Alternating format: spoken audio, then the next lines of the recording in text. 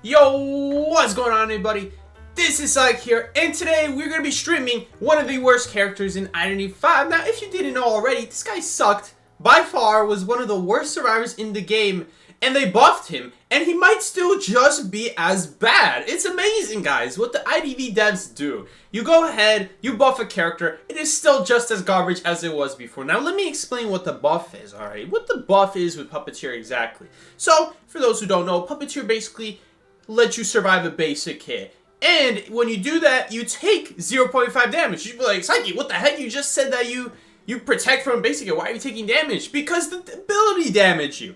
Meaning that you need to take damage to use the ability. Eventually there's a point where you can't use the ability anymore because it's going to damage you to death. So what's going to happen is the hunter's just never going to swing at you. They're just going to get close to you and they're going to bait it, and then you're going to use it, and then you get no value out of it. Now, at least, I guess, Psyche, but you get 8 seconds of invincibility every time. No!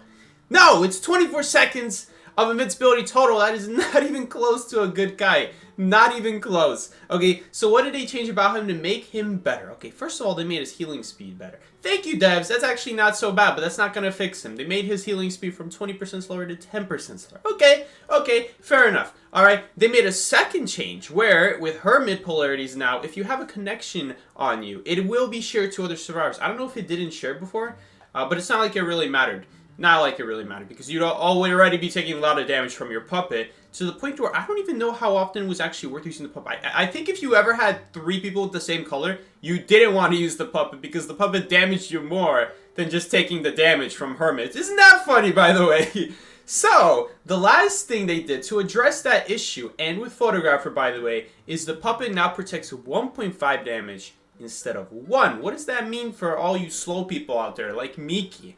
Well, I'll tell you what it means. It means that before, if you ever tried to use the puppet against Photographer, you would die in 2 hits. 2 hits. You'd be like, Seki, what do you mean? You already died in 2 hits against Photographer. Yes! Exactly! Exactly! That's how useless of an ability is! Exactly. So the way it worked is that Photo does 1.5 damage, and he only protects 1 damage. So you took 0.5 from using the ability, and then you take another 0.5 of extra damage from his sword. So then you'd be at half health. Let's say you take another and you use the puppet to protect you, you would die. You would die because the extra damage would kill you from his sword. Now, at least now, you can take a total of 4 hits before dying. That's how it should be. 4 hits. There we go, devs. Thank you for getting it right. Now, what I don't understand is why don't they just make all damage negated? Why don't they make all damage negated for 8 seconds? This guy sucks so bad. Just make all damage negated for 8 seconds. What's wrong with that? He's anyway only going to be able to use the ability for, what, 3 seconds? Okay, so there's actually a small extra thing with Puppeteer. It's not just Hermit and Photographer, which by the way are not even like that meta of hunters. Hermit is, I guess, a lot more meta than something like Photographer, but it's not even that common that you'll run into a Hermit and you're like, oh, thank goodness I have this buff to save me now. No, it's not even that good. It's at least more winnable because it's just so losable before. It was just so easy to lose before with Puppeteer. So the other thing that Puppeteer does now is that if you're against a chip hunter, what a lot of hunters would do is, because the damage overflows, any damage you take on the puppet will go onto your main body if the puppet doesn't protect all of it. For example, you take a Terror Shock. Terror Shock does 2 basic hits worth of damage. We're all in agreement of that? Perfect. Well, the puppet only blocks 1, so the other basic hit is going to go to your body. It's like you never even use the puppet. So obviously you shouldn't get Terror Shocked, but it's just to give an example that any extra damage goes to your body. Same with the tension hit. Now I will say this changes the most with the tension hits. So, in the past, if you were at 1/4 damage, 25% injured, okay, you had a sliver of yellow health on you, and then you use the puppet, then you'll be at half health. Yeah, half yellow health, correct? If you take a tension hit, you die. Now, though, because the puppet protects you from 1.5 damage, instead of taking 1 full extra damage on top of your body, you only take half damage on your body. So you're actually going to survive with 75% yellow health, instead of all of going all the way up and killing you. because of the fact that the extra health protects. Now, let's say by some chance that you're going to get hit 2 times in a row within 8 seconds, which if you are, what the heck are you doing? The damage does not protect you fully from the second basic hit. You'll still take 0.5 damage because, again, it only protects you 1.5 damage, which means if you somehow manage to take 2 basic hits, the second basic hit will still overflow damage with 0.5. I don't know if that makes any sense, but the best way I can explain it is with Photographer, in the past, you die in 2 hits, even with puppets. Now, you will survive with 4 hits. That's like the best way of expressing what's different about the puppet. The other case is that if there's detention now, you don't have to be at full health for you to survive a detention. Now you can be at sliver damage health to survive. So that's another advantage. Those are the 2 biggest advantages. And then there's also small advantages, like now, if you're up against Bonbon and he bombs you plus basic hits you, then now you still take no damage. You only took damage from using your puppet, which is good. And if you're up against a Hermit and he has no charge on anyone, you do not take extra damage. Okay, it used to be that you took 0.2 extra damage because he does 1.2 damage. Puppet only blocks 1. You take an extra 0.2 on you. Right? He's literally a survivor where you use your ability, you injure yourself, and there are many hunters who are still able to not only do 1 damage, but do extra damage to your body, so that they actually take advantage of the fact that your ability doesn't protect you. It's supposed to protect you, it doesn't protect you. And you know what? He still sucks, because if it's not exactly Photographer, Sculptor, Bonbon, or Hermit, he's gonna be exactly the same. Nothing changed with him. The only other situation where it changes with every single hunter is with detention. But you still have to be relatively healthy. If you're in the injured state and your character is limping and you use the puppet, you will still die to detention hit. You have to be, like, healthy state, looking like this. So, let's say I was quarter damaged. That would be healthy state according to the game. I would not be giving myself debuffs for healing or decoding just because I'm injured, because the game doesn't count that as injured. It only counts as injured if I'm half health. So, if I'm at a quarter damage and I use the puppet, well, then the detention will not kill me. Right? That's probably the best change that they did to puppets here. But, again, why can't it block all damage? Why can't we have a good late game character who's weak in the early game? I don't understand that. No, if you do that, nothing changes with him in the what's it called? In the early game. I guess he can take terror shock hits now without taking extra damage, without taking extra penalty. But what's wrong with that? We already have Seer who does that. So I feel like he should be able to do that, and then you get rewarded if you survive to the end game. Like right now, even when you survive to the end game, it's not that good because you can only take 1 detention hit. At least if the puppet blocked all damage, you could take up to 3 detention hits while surviving, and that would be pretty good. That would be a pretty good late game character. But as it stands right now, he can only take 1 extra detention hit. Just play Gravekeeper. Gravekeeper Shovel protects you from a detention hit. If you have 2 shovels, it protects you from 2 detention hits. If you're playing Seer, it protects you from a detention hit. Why can't it be like that? Why? We have much better characters who not only protect from detention hits, but their abilities have extra purpose. Puppeteers is just the worst Perfumer. Alright, I don't get it. I don't get it, but Puppeteer sucks, and that's a long story short, that he still sucks, because the damage is still just doesn't add up well.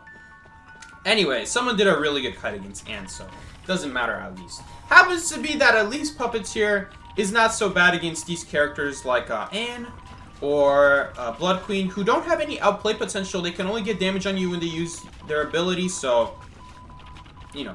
That's actually not as bad, because there are other hunters where you should make this. There are other hunters where they can do so much damage to you so quickly, and you might have to use your puppet multiple times really quickly on top of that.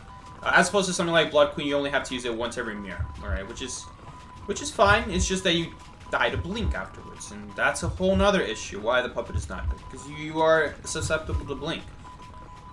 And if it's a hunter who's pressuring you really well. If it's a hunter who's pressuring you like really well, so right now, by the way, right now we can survive a detention hit, but we didn't need the buff. Before the buff, we also would have survived detention right now because we're at full health. It's only when we're at damaged, at like a quarter damage, that's the difference. All right, there's a portal here. I could actually take a hit here.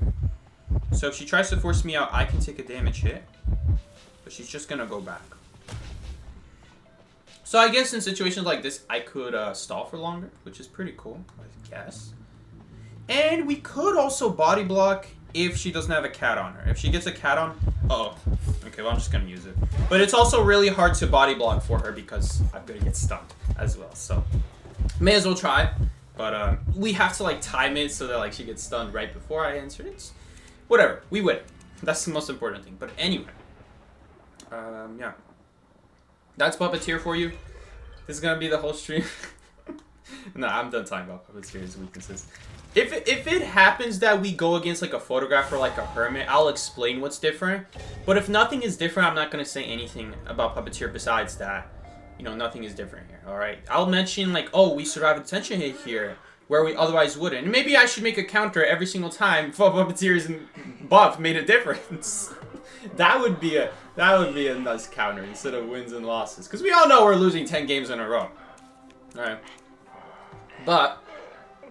I mean, I shouldn't say that. If I do kite, he is at least a guaranteed tie character. Like, if you're that bad at kiting, and your area was so bad, it'll at least make you survive enough for a tie, okay? And it'll get you out of that really, really bad area. But, again, what kind of survivor do you have to be, like, when you're this high tier, and you still don't know how to position yourself in the right area? You'd have to, I don't know what situation you would have to be in, where it wouldn't just be better to have, like, a patient to get out of there and get you that same amount of distance in 8 seconds. Just scrunch it down to 1 second, because that's how fast you travel.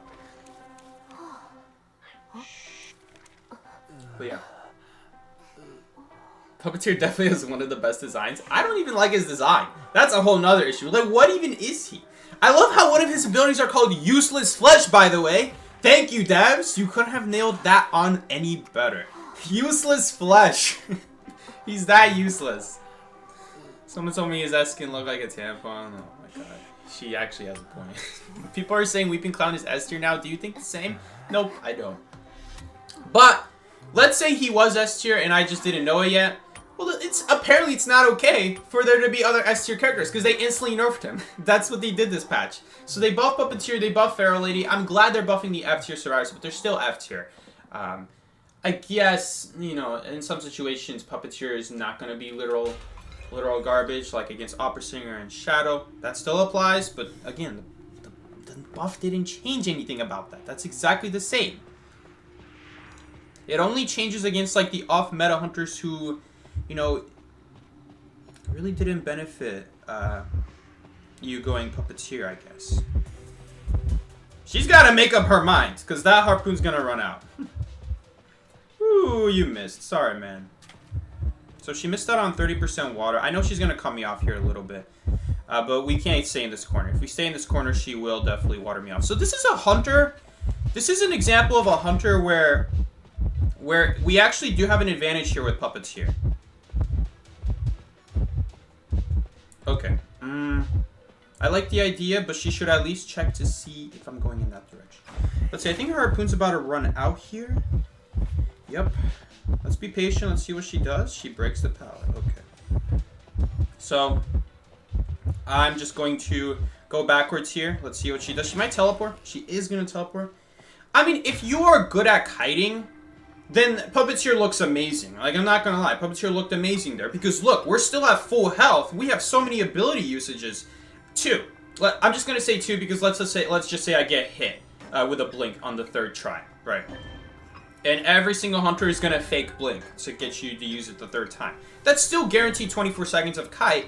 And that's not even counting that if I use the puppet well, it could give us more time than that. Like, let's say she tries to get water on me, right? She's going to get about 30-40% on me, and then I'm going to leave and go to the next area. Then she has to do it again. She has to do it again. She again traps me with water. She gets like 70-80, and then I leave. And then, only then, the 3rd time, then I use my puppet. That's why the Puppeteer in this situation is actually really good. The buff didn't change that. The buff doesn't change that. But I'm just saying that in this situation that we were in, Puppeteer is actually pretty decent because it takes her multiple abilities for just a single hit, which is pretty good. It's very similar to Shadow. Shadow needs to scare you multiple times, and by the time she finally gets 100 on you, you use the puppet 1 time. For all that work to go down the drain. And so for hunters like Naiad, which her ability doesn't very easily get you 1 damage state, then it's good. Alright, she has to use her harpoon multiple times, and then all that work goes to waste. Because her plan is to get 100 water and then blink you. But that goes out the window when we protect ourselves. So that way I take 25 damage. 25% damage. I take a quarter damage. That's not enough to blink me still. She still could. Honestly, that would still be a good play, and that would remove 2 of my puppet usages.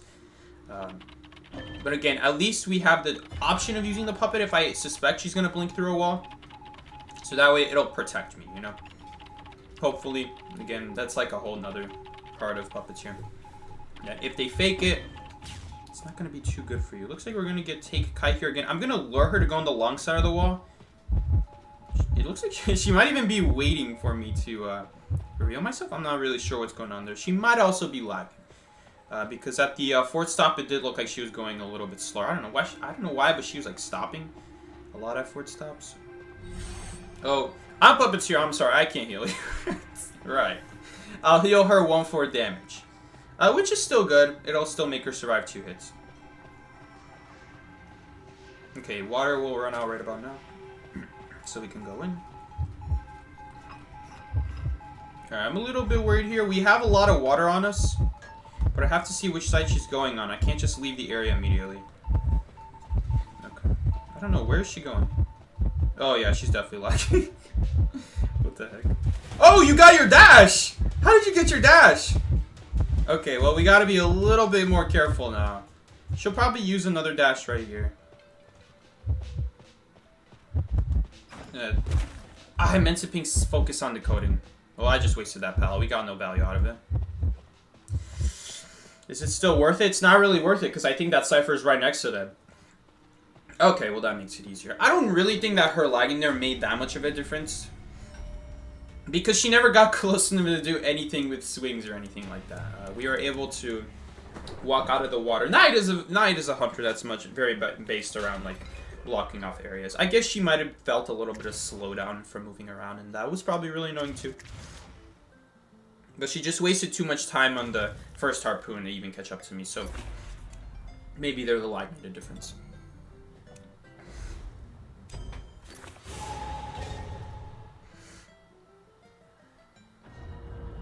Knight, it has to be the blandest design in a while? Who's Knight? You mean on Hellenberg? We won, by the way, with Puppeteer. It's already going better than usual. We're 2-0-0. That's pretty good. Pretty good for a garbage character. Every time I say that, I'm scared that Schmitty's gonna pop out and be like, Psyche, no, he's not garbage. Here's why.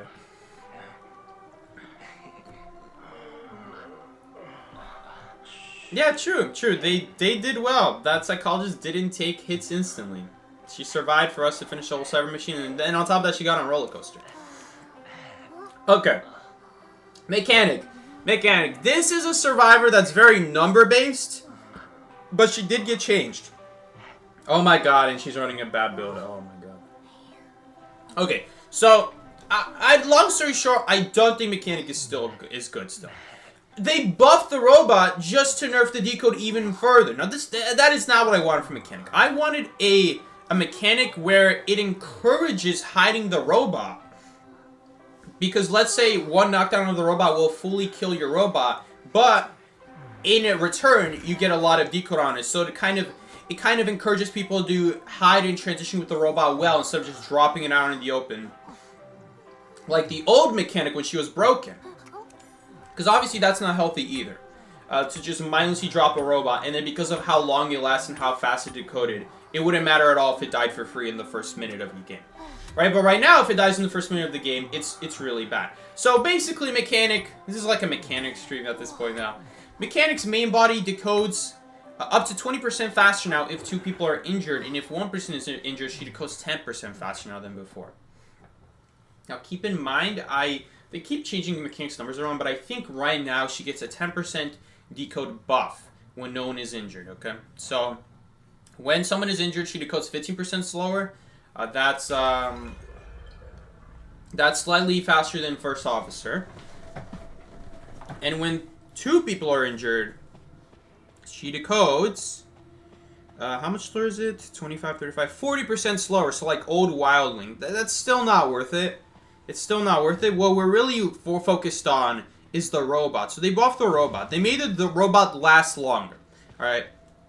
Now, they made it so that it lasts slightly longer if you're not on chair. It made it last a lot longer if you are on chair now.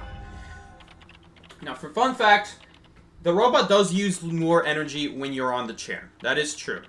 I was never sure about that, but with this update, they did confirm it that you do use more energy on chair. I guess ever since they updated the book now also says that she uses more on the chair. But it used to not be very clear about that. So now they reduce it so it's a lot less used on the chair. So after about 10 seconds, you'll have 1 extra % than before.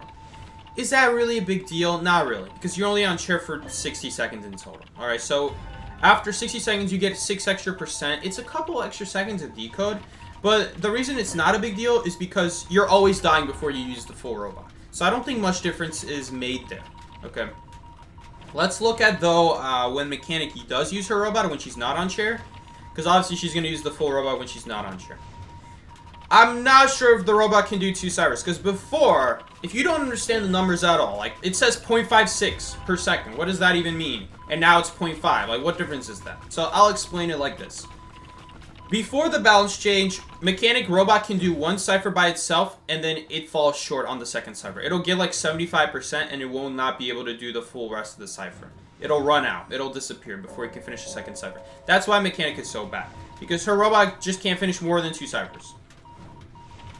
If someone is doing a really good kite, then I guess it cancels out the robot decoding so slow and your body decoding so slow. But again, you could have just picked a regular decoding character, and it would have been just as good, if not actually better, because with Mechanic, you also have to waste time hiding the robot. So, on paper, it looks like, oh, I'm gaining time. Look, I'm decoding with 2 bodies. Not really.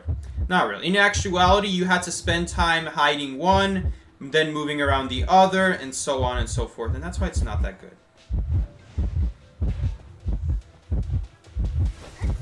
Alright, she swung away. The puppet's gonna run out way faster because we're next to chair now. I don't want him to get farmed here. It's so sad because I have to use my ability every time. Nice. And my ability ran out right before.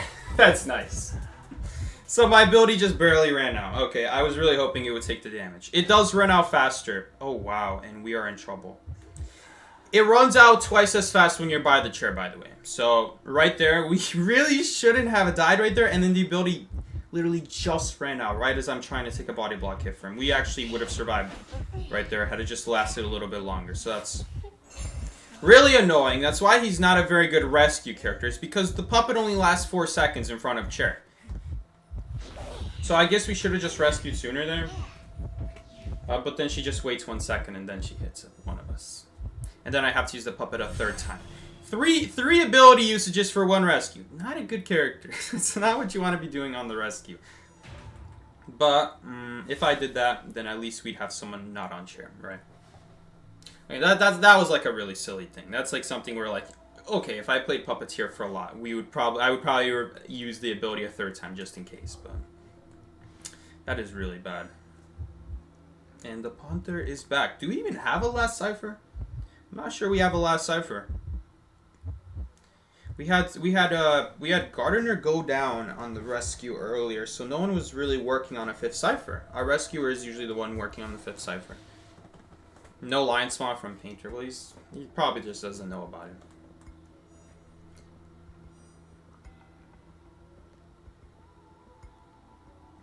Alright. Good luck, have fun, Seki. Bear, please let me get a tie. GG's Milk does. Is this you?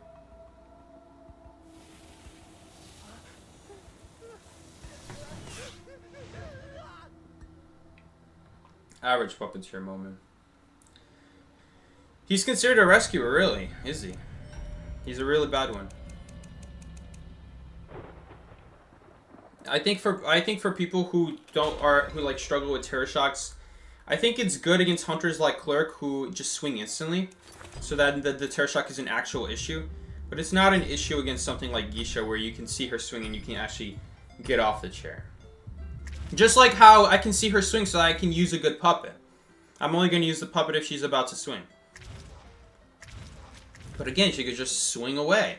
She could start a swing, but she could also swing away. And I don't know if she's going to do that or not.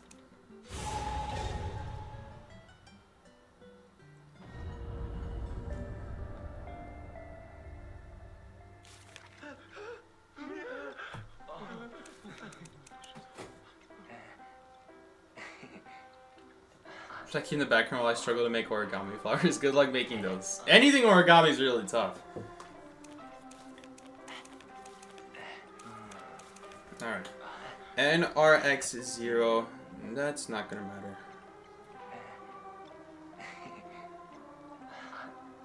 Miss you guys so bad, Uni isn't letting me be chronically online IDV ever. It's alright. Welcome back, Ned. It's good to see you back. Wow, someone else is using Puppeteer? Well, I mean, I'm not gonna complain. I don't want to use him. He sucks. Let's see, who should we use instead?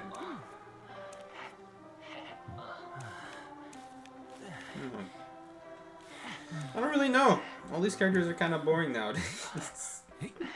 I never did a cowboy stream after they changed it so that he always has balloons. That's a pretty big change. I remember I would always be complaining that there's just half the games I can't do much because of the carry accessories, so I should definitely go back. That's a lot of games that could be solved. I almost wonder if Puppeteer should take Factory. Like, he's that bad. He's that bad. He relies that much on a good area. He's actually not even that good in Factory because you can't vault anything. If you vault it, then the Terror Shock still applies to you. It's not like a Seer Owl. The extra damage will go on to you. So it's only good with the palette at Factory. It's not really good with the top window. It's not really good with the bottom windows. It's good between windows, but once you reach the window, it's not like you can vault it. It's just like Perfumer. You can still get Terror Shock. Psyche, do you need a Paduki Gravekeeper in your team? Sure, you could join me. Is this Cypher blocked? What does that sound? Oh boy, it's Clown. Well, you know what? Because it's Clown, we're just going to do the Cypher. If it was any other hunter, I'd probably be worried about them coming my way, but if the Clown comes my way, we could drop this Paladin. He has to waste his dash, his first dash, I should say, on the Paladin, which is going to be a lot of time wasted for him. He's probably not even going to come to us because of that. And I will adjust the Coffin later. For now, we're just focused on the Kite.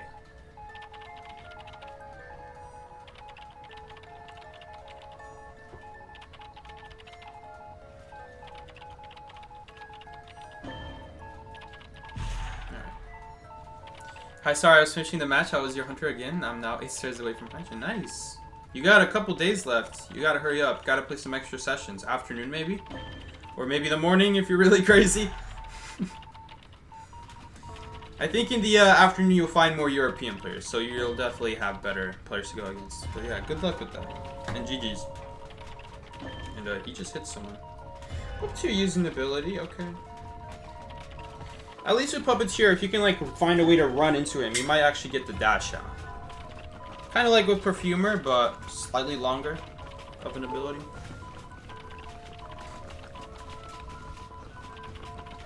Yeah, okay, I see. School. If you can't play extra sessions, you won't make it. Even if you get... Nowadays, I guess you can get up to 3. That was a really bad coffin placement. It should have been closer to the window. Hold up, am I about to get hit here? Where's someone upstairs? I would love to catch their appearance right now. I don't think they're there, though. Okay, what is that electric sound? Did they add a sound to the ceiling lamps? Maybe. Okay. I don't really know who's gonna rescue. Weeping Clown refuses to rescue. I guess it's just me. It is a clown, so it's not like anything crazy. Oh, unless he sees me from far. That'll be an issue. We kind of gotta go now. Yes, we baited the swing. Let's go. Classic clown moment. And I will drop this pallet. If he dashes around, then I have this pallet as well. Ooh, but... I guess Forward didn't think about that. Because he just went to the side and immediately got hit. I don't know, man. I don't know. Why do people just run to the side and then die like that for free? That could have been easily preventable. We have Puppeteer's appearance. I'd love to get Weeping Clown's appearance right here. Looks like we're not going to get it. He's going for the rescue. Again, we should have his Cypher right here. I don't think he finished it. So this should be a Cypher. Maybe we have a chance. Again, If that Ford kind of runs out in the open like he did earlier, ooh, we don't have progress. No. I guess that was his cipher? Why are we so... There's no way. There's no way. Maybe there's like a God corner antenna not loading in. Okay, no, there's not. Sometimes that antenna doesn't load in from this distance. So he got his puppeteer stolen already? Thank God. I don't want to play him.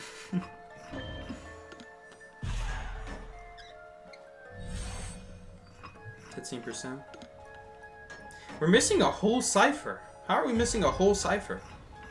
I finished a full cipher, right? I finished a full cipher before that Ford went down. Everyone else should have also finished it. I mean, logically. Okay, we're so dead here if he comes after us.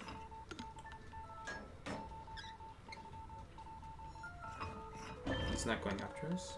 So you guys see right here, the Puppeteer took damage, but he still has half health remaining. That doesn't mean that he can take a hit still. If he takes another hit during that time, extra damage will overflow onto his body and he won't be able to use the puppet a second time.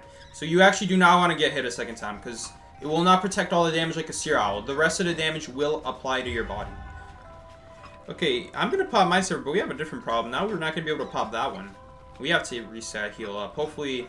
Alright, I can't heal Puppeteer. That's nice. I guess he can heal both of us. Come here. Him healing me would allow him to heal both of us. So I guess we save time there. Okay, but I don't know, man. Let's see. Oh, shoot. Okay. Uh-oh, we might be dead here, fellas. Okay. I really want to reset with Weeping Clown, but it's so dangerous running through middle right now. Okay, he crashed on something.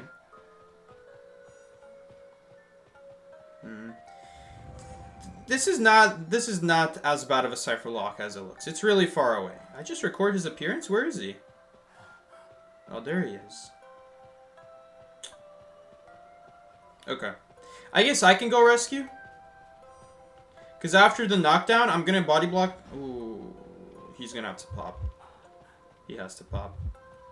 He's not going to pop? Well, man, you're probably going to go down now. Oh, I see.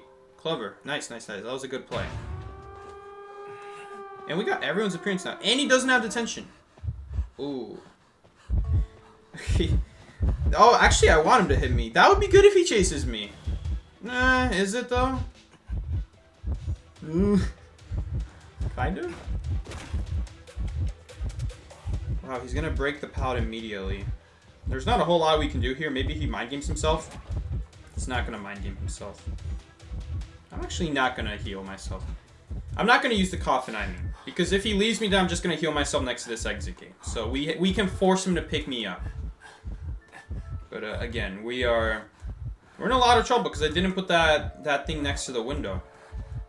If he has an infinite rocket on, we just die immediately. It wouldn't even matter if it was on the window at that point. Does he have an infinite rocket? Okay, he's going to the wrong side at least. Oh, I'm actually glad I didn't put it by the window now. Do we survive here? Because we're not invincible.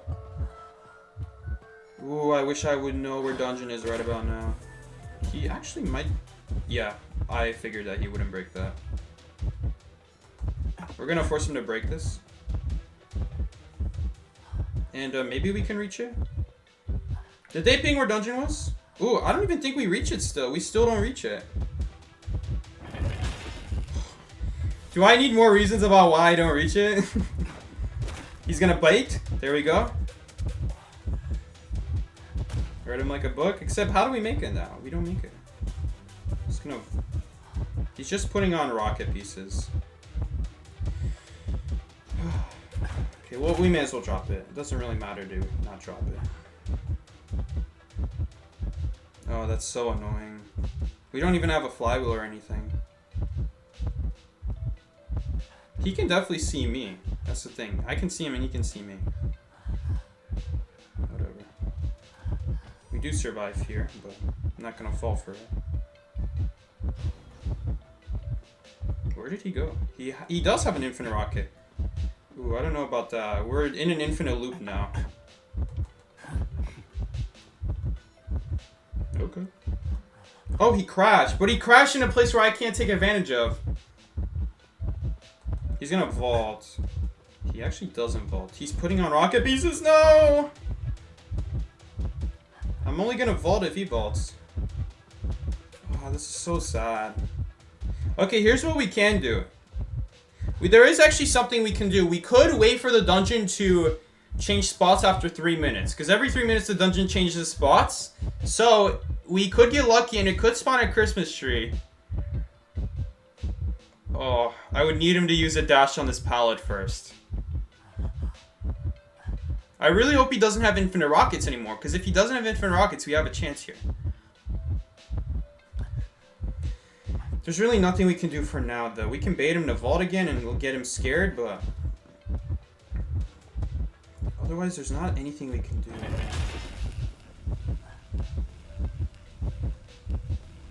Ugh. No, it wasn't fast. It's too fast. Oh, well.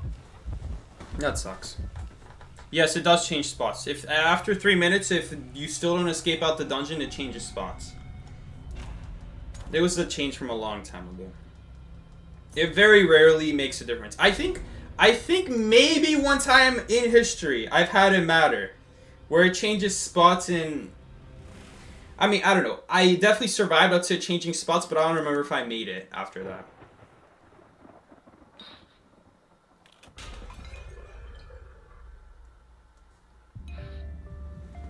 We need it to be, for it to be good, we need it on a map like Arms Factory, really. Because on a map like Hospital, once you enter Hospital, you can make any dungeon spots. So it doesn't really matter for it to change spots.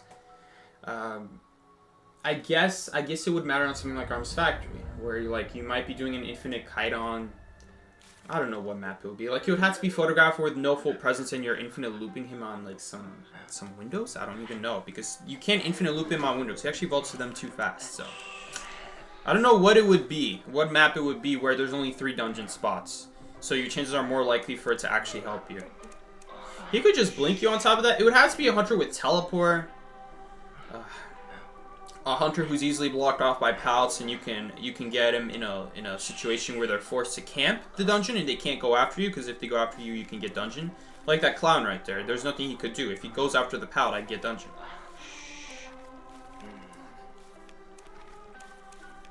Oh, I gotta play Puppeteer again. Oh well. Gotta learn how to kite with no ability. That's essentially Puppeteer. What's good, Psyche? What's up, Pinto? You changed your name in the stream too? Used to be like Chinese symbol. I love watching Psyche A play characters. That's how it is! That's literally how it is. Maybe it'll be photographed and it'll actually make a difference. Or it's just gonna be like Naiad and she's gonna leave us before we even get to use our first ability because we're not done. She's gonna see that we're not giving her easy hits, and then she's gonna realize, oh shit, well once I get him to 100 water, he's just gonna use 1 puppet after 60 seconds of chase, and that's not really worth it for her.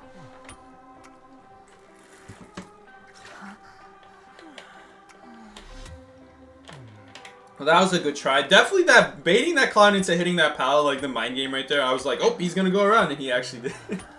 That was good. That was good, but we still didn't make it. That sucks, because you know what? If we had Flywheel, there was a shot there. Fine, Flywheel was good in that situation. It was unlikely. It was still unlikely, because then he's just not going to swing for as long as possible, and he's going to try to mind game me. And because clowns swing so fast, it's impossible to time. He could just hold his dash out, and I'll never know when he's about to use it. So the hunter's not going for me. I should probably be spawning at a forest, because people tend to chase the survivor at forest, and they don't tend to chase the survivor at front gate, because they just spawn in that corner and they know the star's going to go to factory. Okay, so if I want to get chased, I should probably spawn at forest. Professor's just the worst perfumer. And this guy is just the worst professor. Even Professor body blocks all forms of damage. Think about that. He always blocks all forms of damage. Unless it's an ability, which that's like a whole nother story. I guess at least Undead can.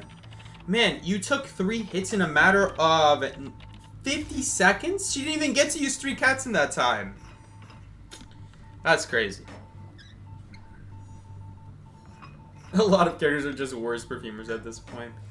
Which, you know what? I'm fine with people saying that. Because Perfumer herself is not a good character. And the fact that she is still the best of the bunch by a landslide really says a lot. Like, Perfumer is a very good character. But it's just so sad against the hunters we have. It makes all survivors very similar to Perfumer. Really bad. And Perfumer is at least the best out of it. A lot better than the rest of them. Like, way better than Professor. Way better than Puppeteer. You just have to be good with it. I mean, if you make a mistake with the Perfumer, yes, you'll feel that impact way more than with Professor or Puppeteer. You'll feel it with Puppeteer too, though. But a lot less so with, like, something like Professor. Hunter changed target. Okay, I literally see the Hunter. Maybe we can sneak in a rescue here? Is this even worth it? I don't even think it's worth it. We're gonna use our ability. Our ability's gonna run after 4 seconds. We're gonna take a full basic, and I'm never gonna be able to use my ability again this game.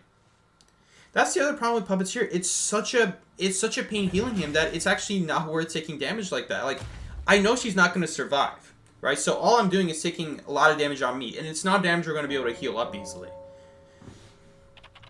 At least something like a Rescuer is more versatile. They can afford that kind of damage because they can heal it up pretty easily, relatively easily. Still really wouldn't be worth it in that situation to go for that as a different character, but you get my idea. It's easier to recover from something like that. With Puppeteer, once the damage is dealt, the damage is usually done. And so we just have to use the ability better than that. And I mean, we're going to lose this game. It's simple as that. Regardless of whatever happens. Whatever we are. I switched from Perfumer to Barmaid and my wife. I would say Barmaid is different from Perfumer. She plays a lot differently. I don't know if she's that much better than Perfumer because Barmaid suffers from the same issues as Perfumer, where it's like when you use your ability, the Hunter just has more ability. The difference is Perfumer actually protects you. Barmaid Bottle does not. So, if you're against like a Night Watch or something like that, he'll use the wind on you, he'll hit you, you're going to use your bottle. How are you going to survive the jumps over the pallets now, you know? Kind of just like with Perfumer. At least Perfumer will stall the hit for the wind, right? And then you still have a chance at full health to dodge the jumps over the pallets. Whether that be like a pallet boost to boost away, or maybe you pallet stun him. Is that before or after half? I guess we're going to see. It's not really going to matter. Use Undaunted to block damage. This is such a stupid deduction, okay? Who's going to swing at your puppet? If you use Undaunted to protect yourself while in puppet, that's actually usually worse than just using the puppet and letting them hit you. Why? Why would you use Undaunted? Because you missed out on recovery now. Now they're not going to hit you again because they're like, oh, he used Undaunted. It saved me from having recovery. It's like, why? Why would you use it? Just don't use it. But I guess we have to for the deduction.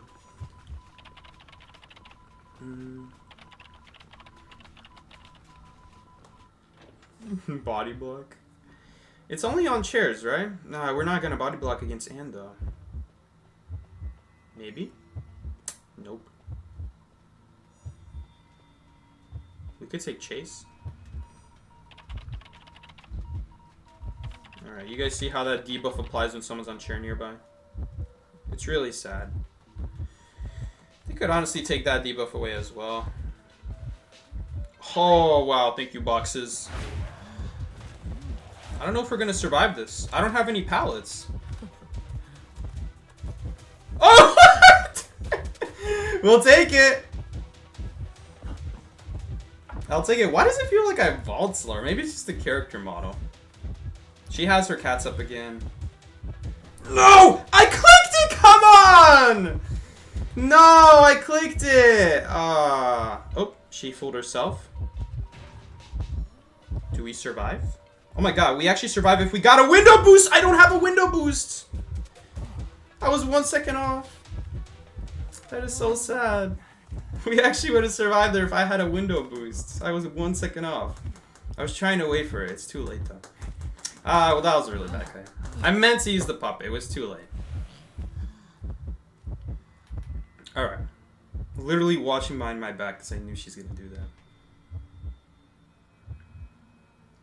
Alright. Yeah, it's like a flywheel in puppet form, except why would you do it?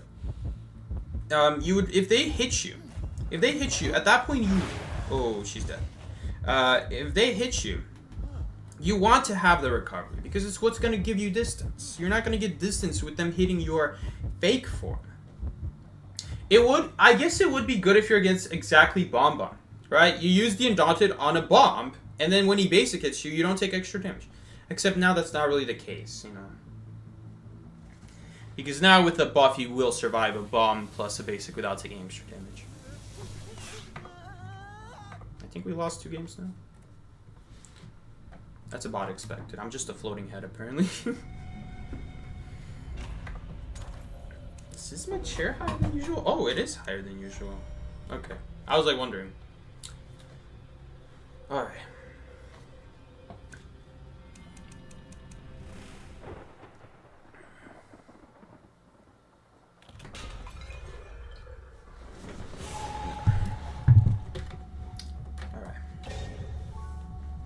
Puppeteer being Puppeteer as usual. And I gotta wash my hair today because it is messy. I like to sleep under a blanket, and then when I sleep under the blanket, it always causes that with my hair. Okay.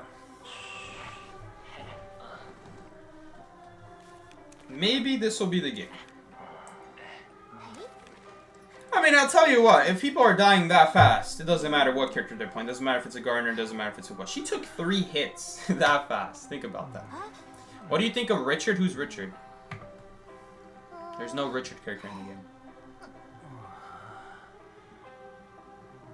All this does is make chip hunters worse than they already are in the meta. True.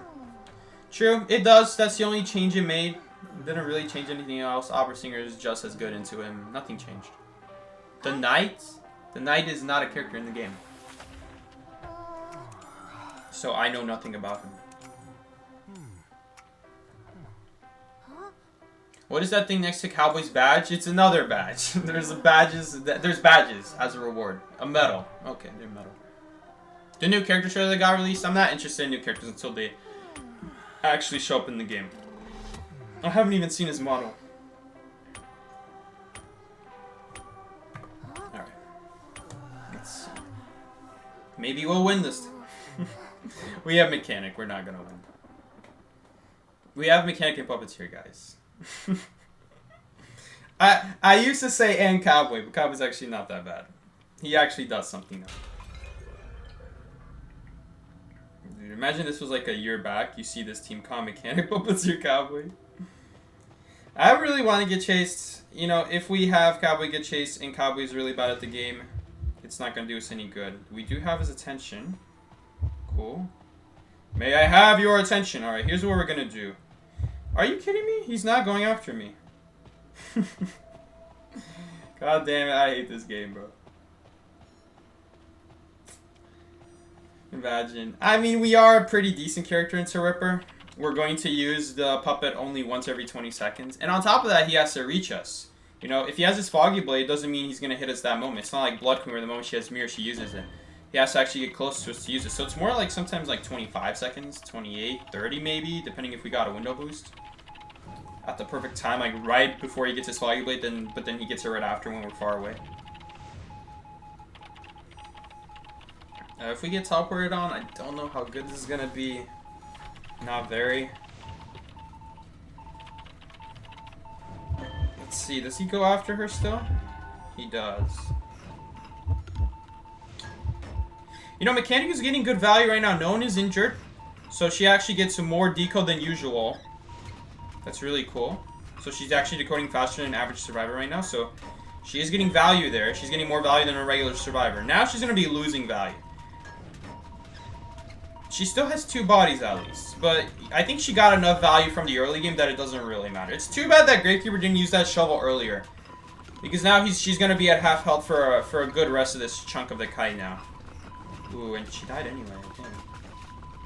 That was a good kite until that happened. The start was good, and then the ending was really bad. 3 hits in like 15 seconds. Oh man, that's a basement.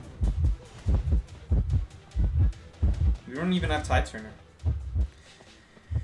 Ooh, It's really bad. Yeah, we are almost for sure tying this game now. Unless we get dungeon. Which we might. Ooh, well, we already have the first step. We just need to find dungeon.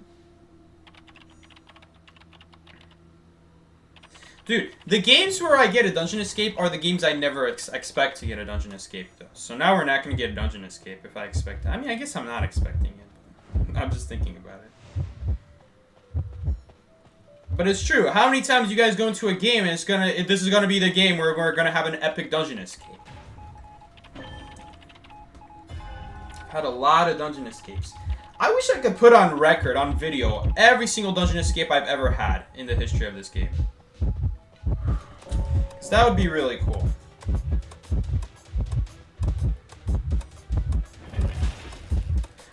Like, we could have dungeon escape. Oh my god, we got a rescue off!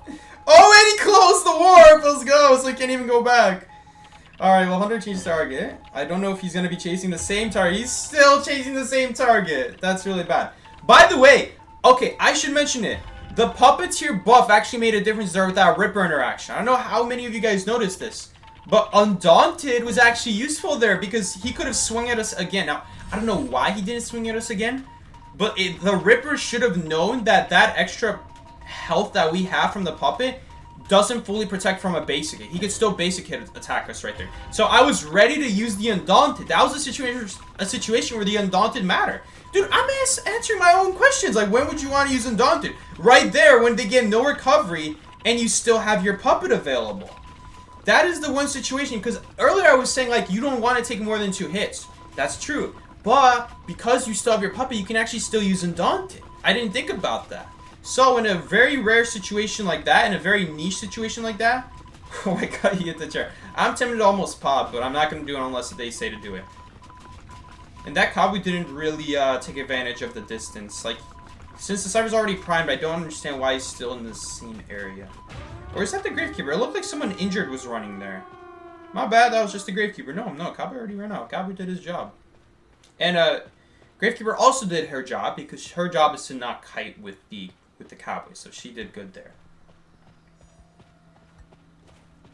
And the dungeon is at Smallbow if we need it.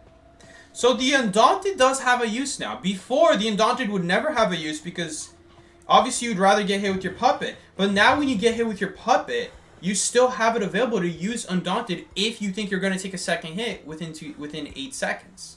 Like in that situation, we actually probably would have taken the second hit, and we had the Undaunted to protect us and make it to the pallet. And the pallet was close enough where Undaunted did matter, because there are times where you use it and they don't hit you, but then they're going to hit you right after because you're not next to a pallet. And that situation actually mattered.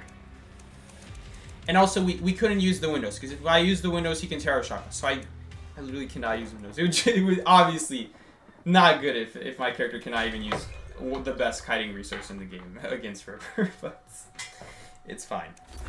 It's fine. You just gotta think faster on your feet to reach the next closest pallet. Even if it's garbage, at least you have something.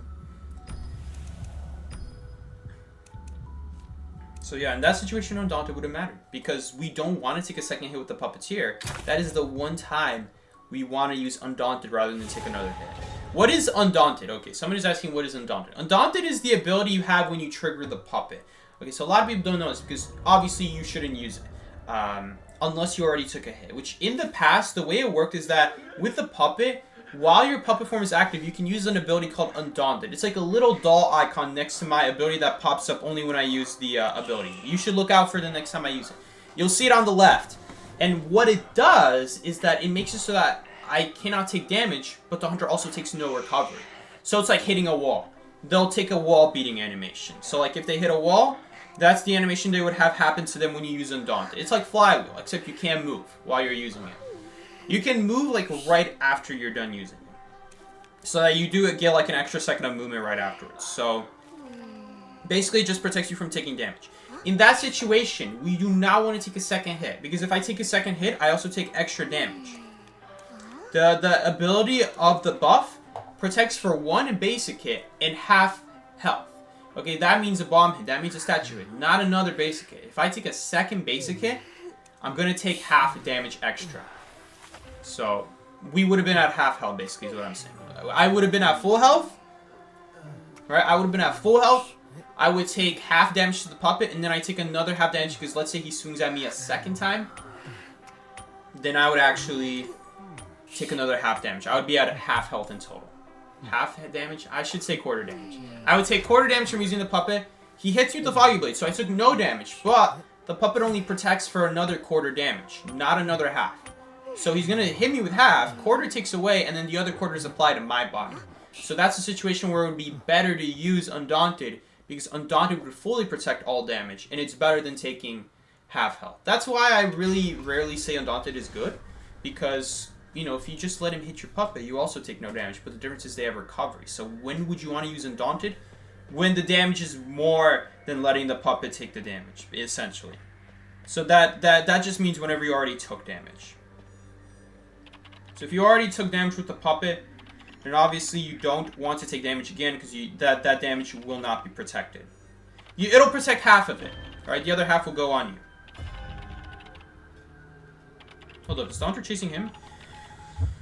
Yikes, that's a gamekeeper.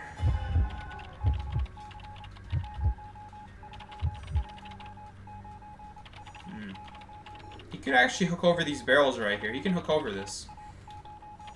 He can technically Terror Shock from that distance. That's scary. You kind of get it, kind of don't. Exactly. I was the same way. I'd never used Puppeteer, to be honest. Exactly. It's a flywheel that you can only use when you're in the puppet form. That's a long story short. But again, you don't want to use it if you can rather just have him hit your puppet when you just used it for recovery. It just so happens in that situation that we were going to get hit a second time. So the second damage would be worse to take than if we just try to flywheel it. Think of it like that. Instead of Undaunted, think of it as flywheel. It would have been better to flywheel the second hit than to take the damage because it would have applied to us. Some of it, at least. Not all of it.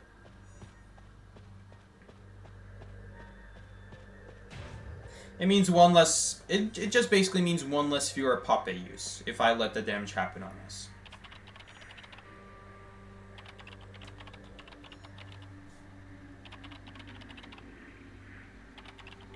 Okay.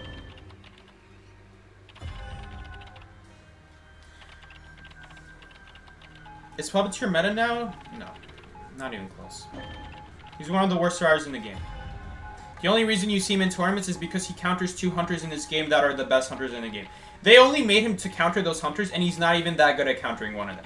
One of them, he's like a soft counter. He's not even that good at countering that one hunter, which is Opera Singer. He's a very hard counter to Shadow, but he's not a good counter to Opera Singer, and everything else he's even worse against. I mean, there are a couple hunters like Blood Queen or Naiad where they need to use multiple abilities to finally get 1 damage worth on you. So, it's better against Naiad because Blood Queen, she's going to get a hit on you every time, so you have to use the puppet every time. With Naiad, you don't have to use the puppet every time. You could let the water happen and just walk out of it, and then when it's finally reaching 100%, then you use the puppet. And that's good. Puppeteer is a very strong counter to Naiad. Because she's the one hunter in this game where when she uses her ability, she doesn't fully damage you. She has to use multiple harpoons to get that 100% water on you. Unless you make a mistake and a single harpoon allows you to get 100%. Which that should not happen. Oh, you're already body blocking. Oh, well, he's in trouble. Oh, nice. Gravekeeper body block. He still needs to take a second hit, though. He does. You know what? Stand put. Where are you going? Oh, it's because he was still in the trap. Oh, no. That's so sad. She body blocked, but he's still in the trap. Wow, and he got a slow vault too. If he actually got a fast vault, he would have lived there. He needs to go watch like he's fast vault guide. Okay, I should shut up. Is he coming to me or is he coming to Gravekeeper? I'm gonna rescue this, obviously. Puppeteer is so bad at rescuing. At least I can't take a Terror Shock, so this is a guaranteed rescue. Kind of, not really. Wow, within 20 meters of the chair. That is so bad. We're gonna force him to go back. Come here, Gamekeeper. Psst, psst, psst, psst. Oh, but she also jumped out. Dang. We're in trouble then. He's gonna go backwards.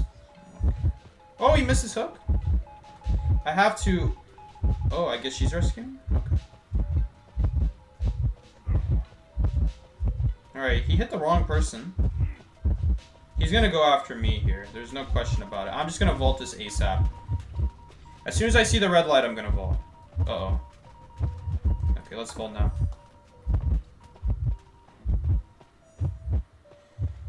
Oh, maybe he'll miss his hook? Oh, I didn't get it. So that's the thing. That's the thing about Gamekeeper, is that he swings so fast that you don't even need to taunt with him, if I'm being honest. People taunt with him. Oh, wait, I forgot! The Puppeteer buff actually... Oh, I forgot. Because of the Puppeteer buff, I should actually be using it before the hook. It used to not matter. But now it matters. Because now I took total half damage, where before I would have taken only quarter damage if I used it sooner. I forgot about that. We actually could have taken a quarter less damage had I used it first. That's really sad. Okay, so basically, right now, Gravekeeper can go prime the Cypher, and I want to go rescue. Oh, never mind. I guess it's not going to happen. I was going to explain how a hook plus a basic no longer kills me. It used to kill you. If you were at half health, and you used the puppet, a hook plus a basic would kill you. What the heck? Oh, he's committing to the hook damage. Okay.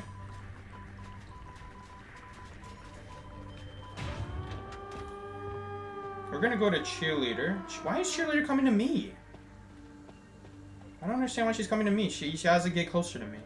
Sorry, closer to her than to run to my gate. We could have gone and started on the gate sooner.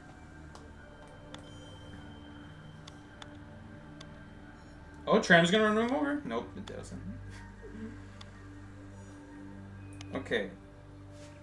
Wait, I have to do the math here. Do we survive a detention hit? Okay, we still do survive a detention hit.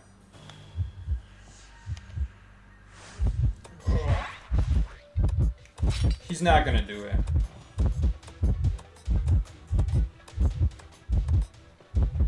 Man, I hate Puppeteer. He's so bad. We actually don't survive a detention hit anymore. Because we're already damaged.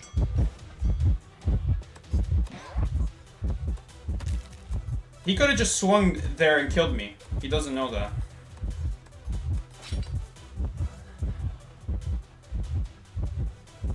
Yeah, we're screwed. That's it.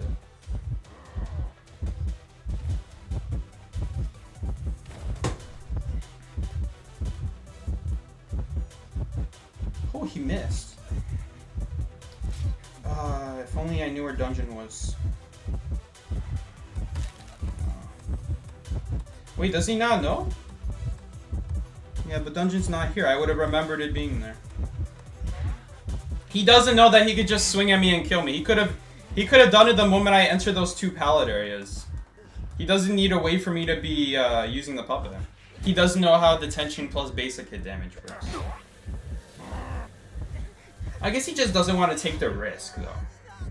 But, like, it doesn't matter to wait there. Like, in that situation, it didn't matter for him to wait. I guess he could just play it safe. But he could have killed us sooner. You pinged dungeon earlier at tracks. Yeah, we weren't going to make that then. Extra style points at least, yeah. We got those extra style points. Didn't really matter, though. It was almost really good. Almost. Almost got it. Again, had that cheerleader opened the right gate, we actually would have tied that match. Because then, instead of me wasting 10 seconds to reach the gate, she would have only had to wait... I mean, I don't know how much time less, but you guys can agree. She was at corner house, she was closer to gate than to run to my gate, which is not that far away. Plus, the survivor is kiting to my side of the map. We don't want to be doing a gate on my side of the map. If he has teleport, it doesn't really matter, I will say, in that situation. It didn't really matter. But I think if she went for the other gate, we probably would have opened it. Not probably, but... we could have opened it faster. And we may have escaped. Had she just done that other game. Alright, have we lost 3 games in a row? Yeah, kind of.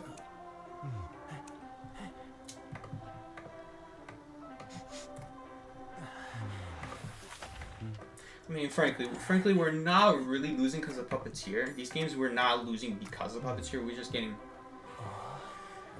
some really unfortunate situations happening in the early game. This is a really bad spawn from both our survivors. Painter picked a really bad spawn. Seer picked a really bad spawn.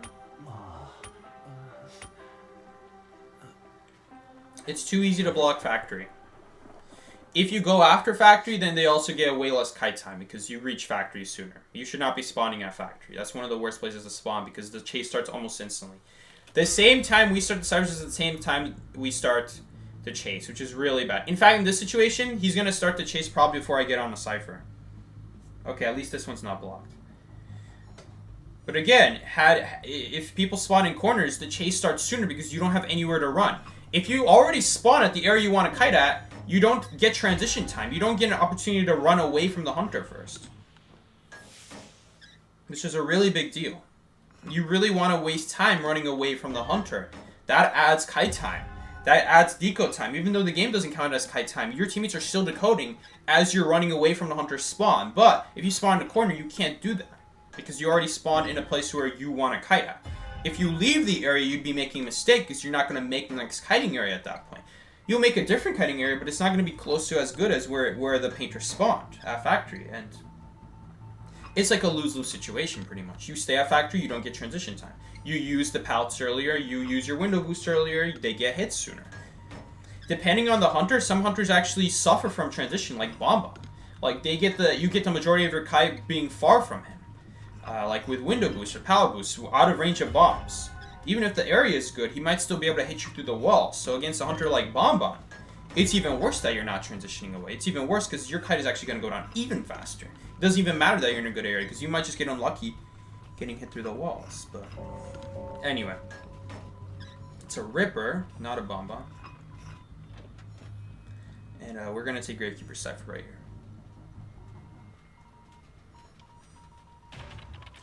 Not bad. It was actually looking again. That was a really good kite until that happened, and how we are a little bit behind. We are a little bit behind that if we're gonna want to win this game, he has to do like a little bit of a rebound or some miracle with the painting has to happen. And if the painter is having to do miracles with his painting, then he's not decoding.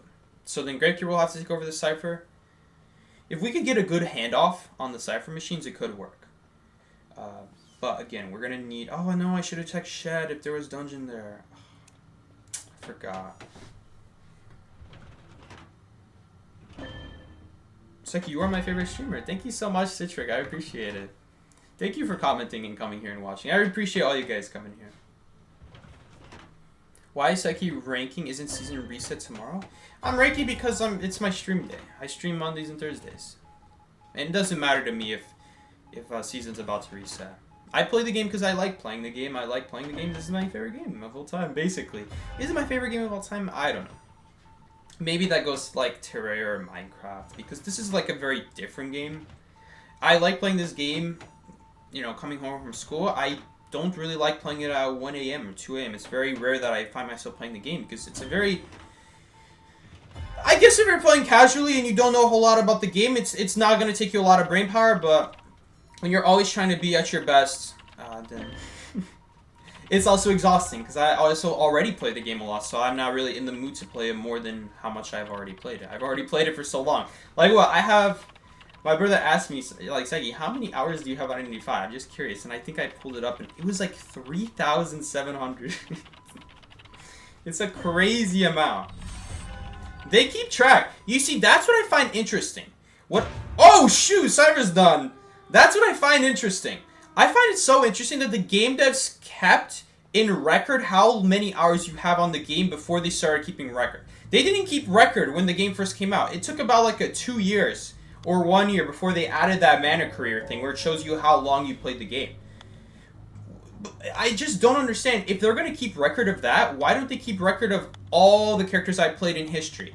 Like, why don't I have multiple S badges for Mercenary? I should have dozens and dozens of S badges for Mercenary and for what's it called? See, we survived detention right there. And we survived with half health. Instead of like 3/4 health.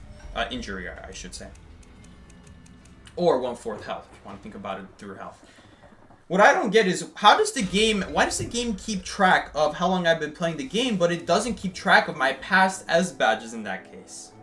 6,820. Yeah, so what I said about 3,000 hours, double that. I was like thinking, 3,000 hours seems a little bit lower. It might be 4,000. Might be 4,000. No, we're reaching 7,000. We're reaching 7,000, guys. 7,000 hours. That's crazy. Imagine playing the same game for 7,000 hours. If you were to never sleep and you never took a break from the game, how many days in a row would that be? Hold up. So, what? Let's just say 6,700. I don't know the exact number. That's the equivalent of playing 279 days in a row. You go almost a full year, no sleeping, no eating, only identified. You'd have to play for 279 days to match me. And during those 279 days, I'm still playing the game, mind you. So I'm still getting more hours. 3K hours. I've been playing since 2018. Not 3K. Almost 7K. 6.7K. That's crazy. Insane amount of time. It's like, I think I have more hours than you because I've been playing since the first month. I've also been playing since the first month. No, I haven't. I actually started in August 2020. Something like that. I waited a month. Okay. You also play a lot outside of rank, though, Bree. I only play rank. I mostly only play rank. That's not really true, though, because if you look at my record, it says I have 3.5 hours a day. Yikes. I don't even know how I still have 3.5 hours a day. I don't know how. It's like you've spent 1 year of your life playing this game. I know. And I don't regret it. It's a good game. Guys, I made a YouTube channel out of it. That's value. Okay, hunters spawned. Well, they spawned in a spot where a corner house will be blocked. So we're not going to be able to do that cipher. They spawned by the graveyard gate. So we're not going to go to corner house because it's blocked. That would waste so much decode time. We're not going to do that. Instead, we're going to do this cipher. Geisha's dancing over there. If we get teleported on... What is that noise? It sounds like there's a thunderstorm. If we get teleported on, I don't really know what we're going to do. I'm thinking about that if we get teleported on, we take this route over here and go behind this wall so that when we vault the window, we're going in the direction of graveyard, and then I can use that window over there. Sorry, not that window, that pallet. That's the goal right there. Using that pallet. If the hunter goes around, though, and they don't follow me directly, then we would not be able to reach graveyard. They would cut us off a little bit. And if that's the case, then I'm actually just gonna go towards the window if they're actually going around from this side.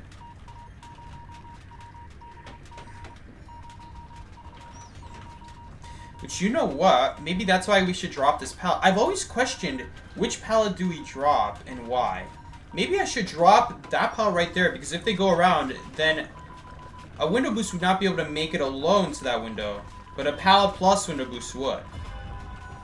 Depending on the hunter of 2 as well. Ooh, there's a flying foggy blue.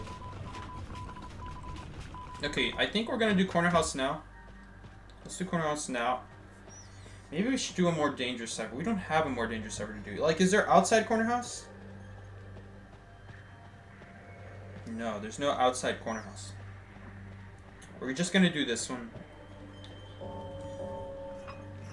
Dude, why does the chat keep disconnecting me? Is the stream lagging? Did they add thunderstorm noises to ever sleeping? I mean, it is pretty dark. Alright, 85%, 20%. I like when the devs add like little stuff like this to the game. I think it's really cool. This has been the Puppeteer stream? Yes.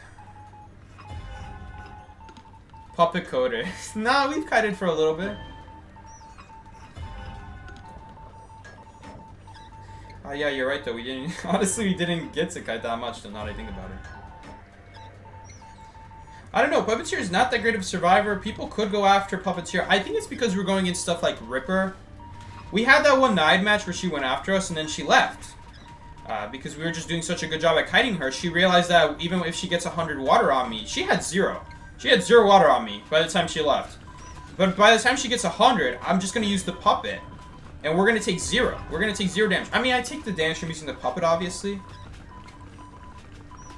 But, yeah. We're going to take some damage using the puppet, but it's better than taking half to the water. And so then she still can't blink us to death. And that's the biggest important thing. If you have to use the puppet 2 times before blink is up, that puppet is not that useful. Perfume is just on the ground. Real quickly, I'm going to check for dungeon. This is something I don't do enough on stream. I would normally in a real match, whenever I'm not talking and distracted, I would go out of my way to look for dungeon. And that's how I get the majority of my dungeon guys, just with that knowledge. Because then I'm able to build a route to dungeon without just having to guess where am I going. Where to go, or to just take a shot in the dark. Like, do I stay in the area and continue surviving in it? Or do I try to leave, but I only have like a 33% shot at living and getting dungeon? Usually it's better to go for dungeon, but if I don't think about the route ahead of time, sometimes that is what causes me to not be able to make it, because I'm thinking too slowly, and by the time I think about it, it might be too late already. Alright, so Puppeteer buff is making a difference here. We're we're healing 10% slower instead of 20% slower. So that's better. That's at least, 10% is quite a bit. And we can heal chip damage. If we ever go against a chip hunter, like Photographer, we can heal chip damage. You guys saw, we could have healed that Gravekeeper one more time if we really wanted to. It happens to be that it's not really worth it. But we could have if we needed to. Does Psyche know about the Here Comes the Bride song inside her church? I don't think so, no. Is that new? Oh yeah, we still need another cipher. Okay, she is gonna get it done, thankfully. I hope she has a shovel. I don't know if she does. No, she doesn't have another shovel. I can see the way she's standing. Gravekeeper's posture's a little bit different when he's holding a shovel. I'm kidding! I knew he had a shovel. Alright, so this should be a pretty easy rescue. I wish it was before half. She kind of mistimed it. I know she's waiting for the cypher to be primed, but if she timed it a little bit better, then you can figure out that the cypher's going to be primed by the time you reach it. So we had a couple seconds there where he was still before half, and he could have been rescued. Now when he gets chair, the hunter can just teleport for free. Okay, or warp. But he just used the warp, so that's good for us. As long as Gravekeeper can make it, which he probably should, then it's going to be good. Is Psyche duoing today? Yes, we're playing with Bree. Okay, Bree, you can come follow me. The tramp's not going to run you over. It's not going to run you over. There you go. It'll be like a few seconds off, but it won't run you over.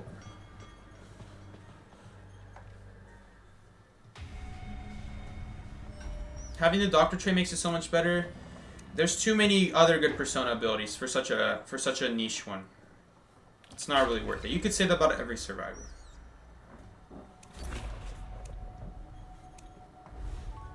I would much rather have the ability to move fast after being rescued. That is an ability that can rebound you. Actually, I have the wrong build on Puppeteer.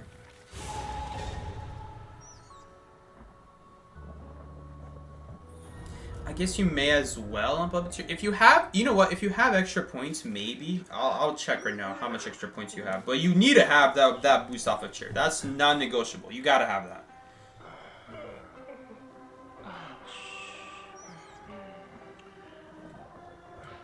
Dude, there's still the thunderstorm noises. What the heck? I don't know. It might just be a bug. I don't even know.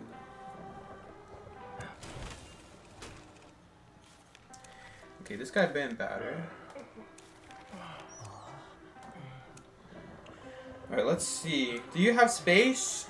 Yeah, I guess, kind of have space. You kind of have space. You won't get full doctor. You're not going to get full doctor. You also have to give this up, which honestly, you could.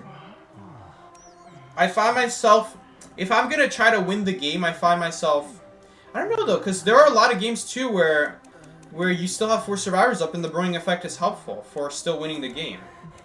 I find that you're always needing to decode You're always needing to decode in a winning match, but you're not always needing to heal in a winning match. Not all matches go into accelerated decode range, but the ones with support, the ones where the hunter lost someone or maybe is switching targets a lot, stuff like Dream Witch or Photograph or Hermit, the brewing effect makes a big difference over the long run. And those are games where you will have force survivors up a lot. Maybe not Dream Witch. It depends on the situation. It depends what the Dream Witch did early on. So yeah, Dream Witch maybe not really. So, but Hermit definitely, Photographer definitely. There are some games with Clown where people are not decoding because they're trying to be safe. So those games end up going to accelerated decode because people play safe. They rotate. So then the brewing effect is more helpful. In games where people rotate, the hunter is wasting more time trying to go after people before the chase can even start, which gives you guys less time needed during a kite to reach accelerated decode. But, you know, I can't say that healing is always going to be worse. You know, sometimes healing is going to be better than that brewing effect. It's true.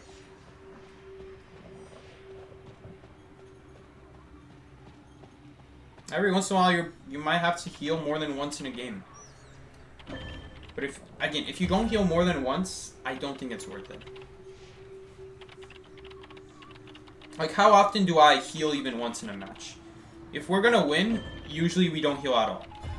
If we're gonna tie, I might have to heal one person one time. And it's very rare that I find myself healing more than once.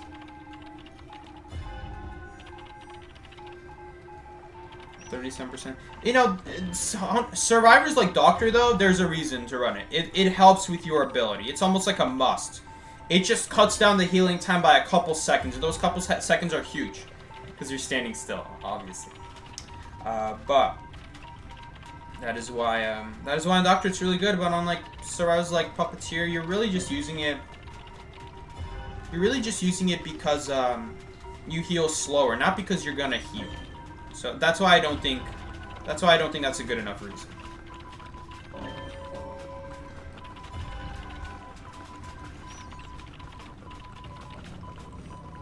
I need 3%.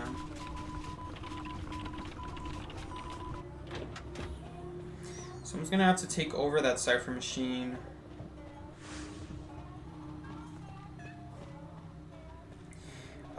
Maybe Enchantress will take over Bridge. I got 3 really good ciphers to do on this side of the map already. So I'm hoping Enchantress... Is Enchantress rescuing or is Gravekeeper rescuing? It looks like, yeah, Enchantress is rescuing. What the heck? Okay, so then we'll do Bridge next. What the heck, man? Okay, she hit the chair, but no recovery. She does get farmed, unfortunately.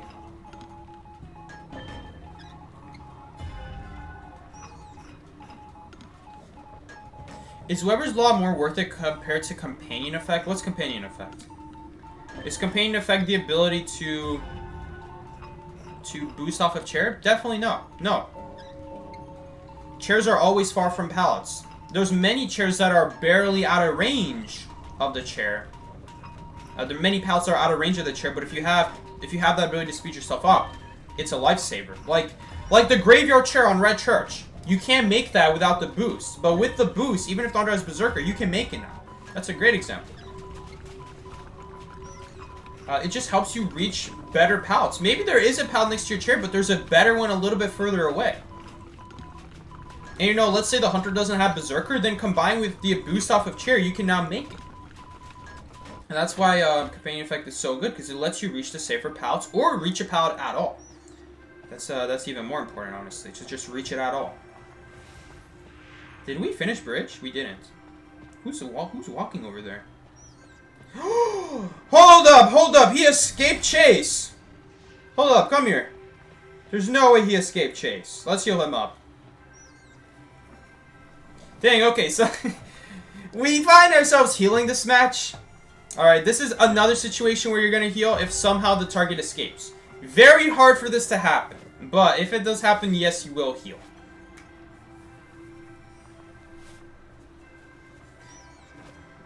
Yeah, Yoon's... No, Companion Effect triggers every time you're off of chair. So 2 times a game. That is not a one-time thing.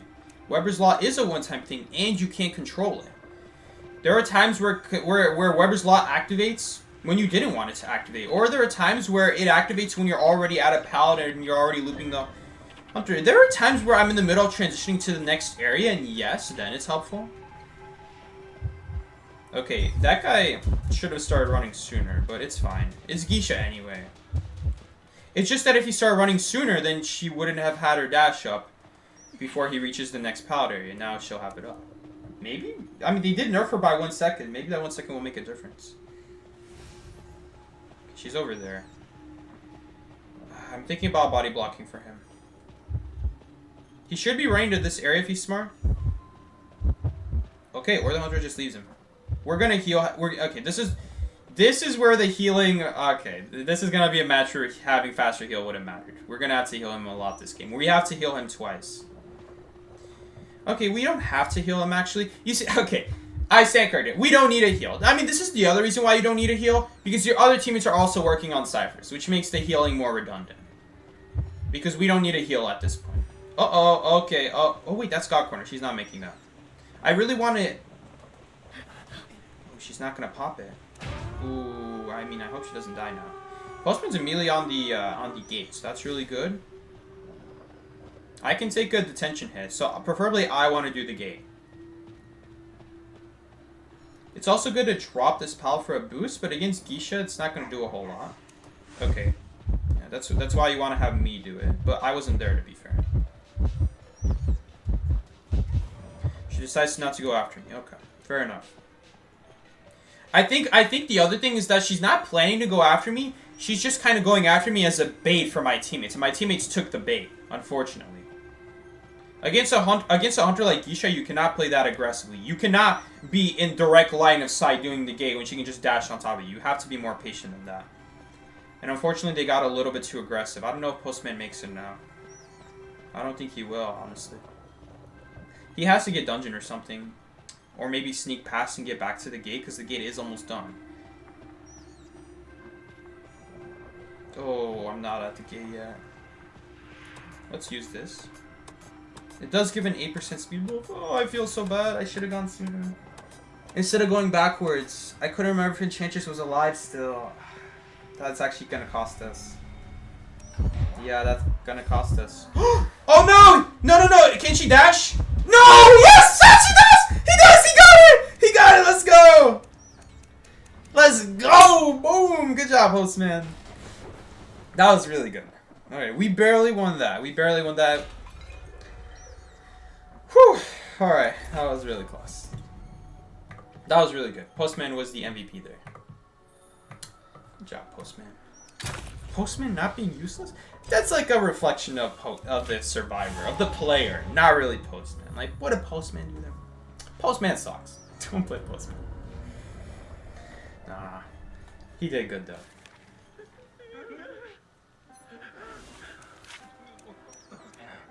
We actually won 5 times today. Okay.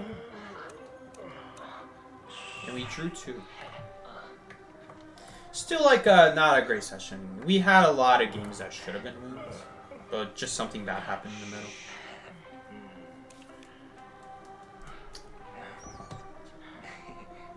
I thought wait time in NAU was bad. It's bad in the low tiers. But with ranks being so inflated, it's pretty fast to find a match. You're right, you used to have to wait a couple minutes a couple years ago. But not anymore. I miss those times where you had to wait a couple minutes. Because it gives you like a chance to think about the last match, what went wrong. And it also allows you to like cool down. If something really bad happened and you made a huge mistake, you're not going into the next match immediately all flustered. Like, you only have a minute to recoup nowadays. But with the longer wait time... Also, because I played the game so much, I don't really care to play matches constantly. And so I appreciate the time where I can just sit down and like think about what happened. And make myself a better player just thinking about it. Just think about, okay, like, what went wrong? What could I have done? What were some possible routes? Sometimes the best conclusion I've come to, the best ways I've learned to play the game is to actually throw out the idea that I'm in the wrong kiting area entirely.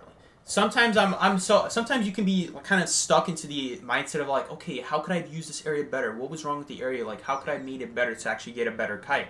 And a lot of the times it's not actually the way you use it, it's that the area in general is just a bad area. And so you should have actually 30 seconds earlier in the kite should have actually taken a different route to a different area. And that's I think the fun part of the game is that when you come to this realization, oh, if I did something like this long ago, I would have had completely different results. Completely different results doing something so long ago. It's like a butterfly effect. Is this a Percy? Yeah, how is he reaching me so fast? Uh-oh. Nice! Read him like a book. We are gonna dodge him here. Nice. Saving my ability for as long as possible. He's probably gonna swing here. Ooh, no, he doesn't. He failed! That's my chance. Is he gonna vault it? He does vault it. Is he gonna vault again? Nope. That thunderstorm is still going on. Dodge. I'm not gonna dodge this time. We're just gonna take the hit. Okay, I can still use Undaunted if I want to. This window is gonna unblock, so I already know. I know what 20 seconds is. He's gonna dash. Oh no, that was a good prediction from him. Dang, too bad I didn't use the ability. It's still fine. We're still in a really good spot here, but that was really sad. He does have his ability though. He has 1,000 presents. Uh-oh. You're in trouble. Go sideways.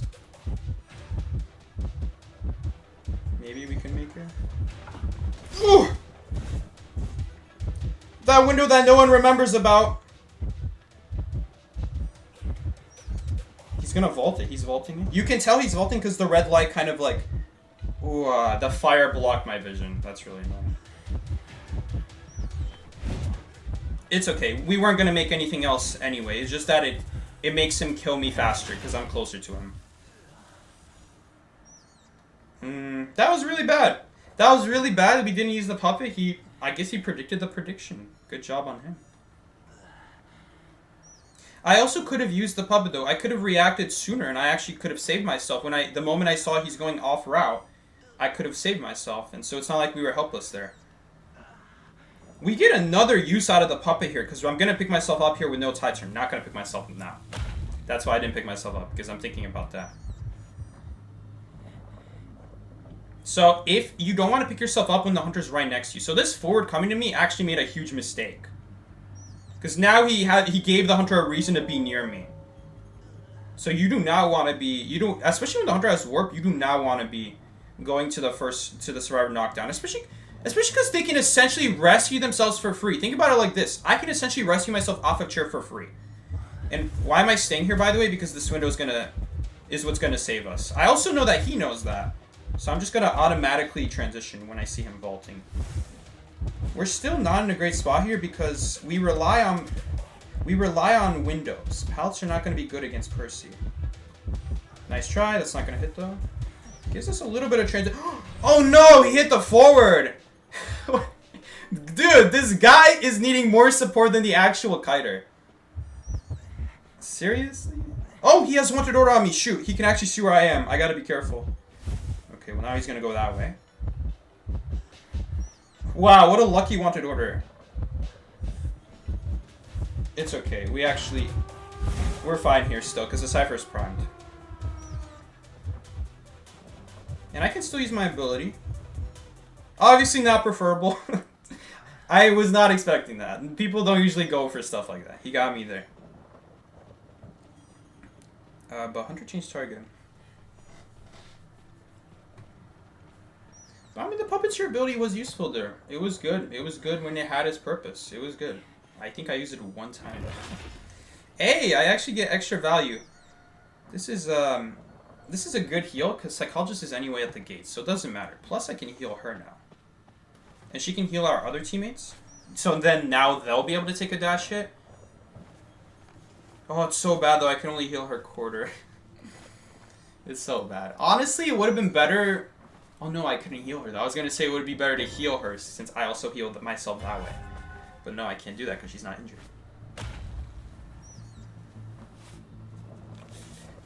Psyche's that was really bad as average player's cooking. Oh, you know what's funny? He actually can't heal her. I'm gonna heal the forward first. If we heal together, does he heal 1/4 damage or full damage? I would normally get off. If this was a tournament, I would get off right now so that to guarantee the full health, but I want to see it. Wow, Puppeteer healing actually screws it up. It would be better to not heal there. Wow. Okay, well, it's fine though, because in a real match, you could just get off right before the heal happens. But why? Why is that necessary? Why is that necessary, Dubs? Anyway, that was a S-tier Percy. Boom. Kited with like 2 windows on the entire map. It's the windows. The windows are the real strength. And also knowing how to dodge the dash. That's it. That played a really big difference. Taking advantage of his one mistake at the pallet. So then I would have used my ability had he not hit that pallet with his dash, but that just makes it so I can save my ability now. And I know he doesn't have Blink. Okay, so any hunter who's not running Blink, Puppeteer is automatically better against. Because the real issue with Puppeteer is that you don't want to be taking sacrificial damage for a longer kite. In Identity 5, that doesn't work. Maybe in Dead by Daylight that would be good, but in Identity 5, that doesn't work. It doesn't work to take damage on purpose to transition to good areas. Or in Puppeteer's case, to use it for an ability. It's not good, because they're just going to blink you right afterwards. Now, again, with Puppeteer, you can at least use the Puppeteer ability a 3rd time for the blink, but then you don't have anything for the main ability. Sometimes it's really good, sometimes it doesn't make a difference. Sometimes you'll be forced to use the ability for their ability, and then they blink you, so... I'm, again, a lot of reasons not to play Puppeteer. But right there, he was good. Because the hunter doesn't have Blink, he has to earn his damage. So, he will not be able to just have me bait my ability 2 times and he can blink me. He will not be able to do that. He has to bait it out a 3rd time, I guess. Really big difference, Psyche. It depends, though. Sometimes it's not so easy to bait it out if they're by, like, good powder, good window. Like we were right there. You think that cabin area is too good? You mean Shack? No, I want that spawn, Mochi.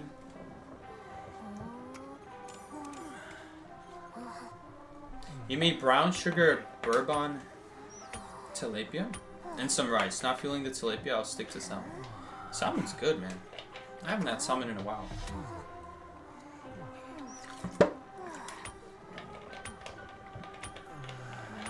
Psyche smoking this person. He kind of smoked me at the end with that prediction. That was really good. Should have used the ability sooner.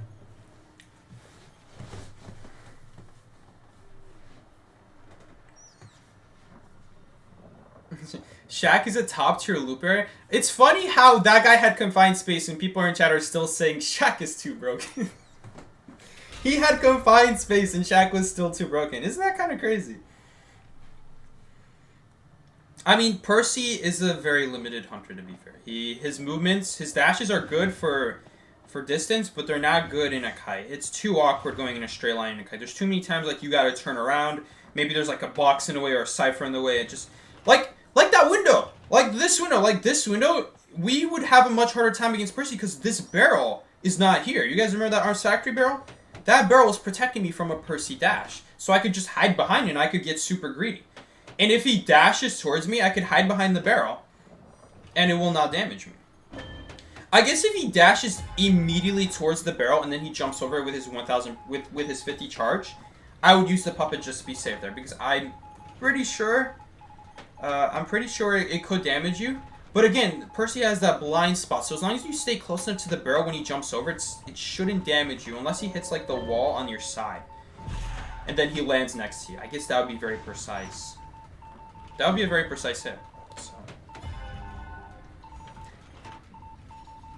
55%. Gardener is also 55. You like the kiting area right beside Shack? You mean those 3 pallets? They're pretty nice too. Not as good. They're more hunter dependent. It really depends on what hunter you're up against. Like Percy, that area is terrible. But it's, you know, they are good because it's combining one palette after the other in a short span of time. So you have two main palettes to work with that are very annoying for the hunter to deal with. And it's still a very good area. It just happens that Percy kind of shreds them pretty fast. So it's not as efficient. It's much better to use a window. He can't get rid of the window, and he's a very slow vaulter. He's a slower vaulter than, like, let's say, Violinist or Clown, or even Sculptor, I think, is a little bit faster. Not by much, though. They're about even.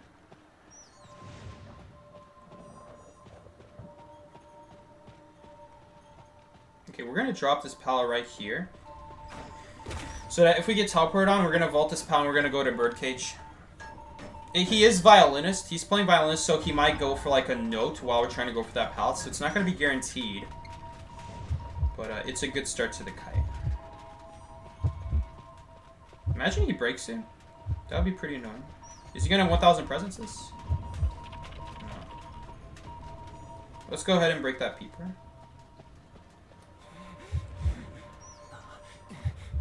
We're behind on decode here. But the good news is it's Hospital. So I can definitely see myself getting a dungeon escape on a map like Hospital. Nice, she does get the rescue. Mechanic flywheels. Is this the same mechanic with Bruckman's flywheel? I have to actually find dungeon though. Dungeon is not here. I don't like that. I don't like that dungeon's not here. Ooh, I wasn't watching. I don't like that dungeon's not here because there's still another dungeon on this side of the map that we have to run to. So this doesn't really tell us a lot. It just tells us not to run in this specific corner of the map, but we still have to take a guess, 50-50, which side of the map dungeon is going to be on. Either that one or that one. And once we leave Hospital, it's going to be tough. We're not going to really be able to go backwards as easily. Gardener's probably breaking a chair. This is such a bad idea. Whew, never mind! It barely worked out. It barely worked out, but it worked out. It worked out. I didn't think she was gonna make it. I'm gonna be honest. I didn't think she would. It's cool. It's just struggling in this game has been nerfed significantly. They kept nerfing it over and over and over. They nerfed it by like 10%, so that it takes 10% longer to struggle free. Sorry, 10% shorter for the hunter to recover from a struggle. And on top of that, if they have Desperate Fight, I don't know why, but Desperate Fight counts the first, them escaping animation as a stunt, and then it counts you in your animation of, like, I don't know, being shocked that they escaped as a second stunt. I don't know why. I don't know why those count as two separate stunts, but Desperate Fight makes struggling a lot worse. Because them escaping is a stunt, and then you being in your animation after they escaped is a second stunt, for whatever reason. Two separate stunts. We're in a lot of trouble. I'll tell you that much. We're in trouble. That was a pretty bad note. But we're still in trouble. That's not a hit. I'm gonna transition here. I'm not gonna survive at this area. He's gonna do the 1,000 presence thing. Yes, I baited him to swing. He was going for the Terror Shock. I'm gonna save this palette. Nice. Beautiful. Because he's like barely out of range. It's really awkward for him to throw the no past the window. Is he still gonna go after me? No, he's not. Beautiful. Beautiful transition from the worst kiting area on the map to the best. Puppeteer was good there, not gonna lie. Patient would have done the same thing though, just saying. Anyway. But that was really solid. That was really good. Like, if we were playing Patient, what I would do is I would hook off this tree, I would hook into that window, I would get a window boost. There's no way he's hitting the violin note. What I did with Puppeteer here, we did the same thing, but it was riskier. I took a quarter damage, and I had to dodge his violin note. And I had to hope that he swings at the pallet. There were a lot of things that I had to hope there. And that just went right for me. But if I was playing Patient, we would have hooked away for no damage. Yes, it would have taken an ability, but we also used an ability as Puppeteer. We would have hooked away for no damage. We would have hooked into that window so that the note is not a big deal. And that way we're out of range of the note, and then we easily make it to Hospital. And we probably would have even had distance to go upstairs, honestly. With Puppeteer, I still had to use the bottom window and leave Hospital pretty quickly, so... Not my preferred, definitely not my preferred character. Definitely something like Patient would have been way better there. Way better. Puppeteer is better if you're already at the good kiting area. But if you're stuck in a really bad area, I think this guy might have a second teleport up. We do know where dungeon is. Hunter change target. Is he gonna teleport? He is, but I think we can make it. Ugh. No, I didn't open it! We actually... I think we died here. Okay, he didn't swing. These hunters don't know that they could just kill me. I have dungeon, but is she out is the question. Oh, I don't, because he's cutting me off. I'm just using it to be safe. We're anyway not going to get value out of that.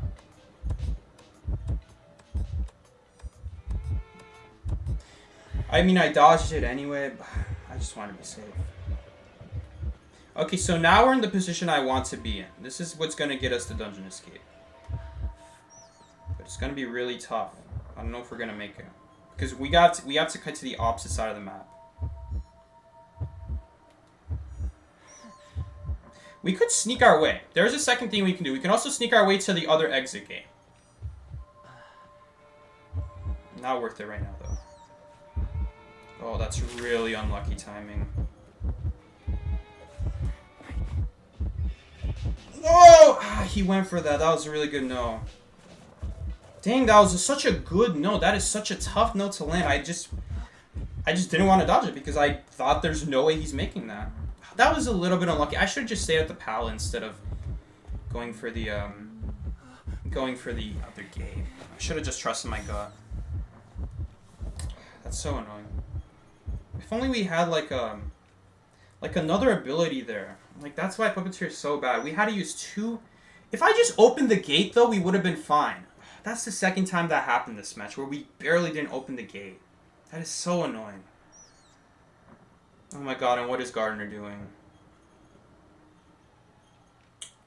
We should have opened that gate in time. That is really annoying.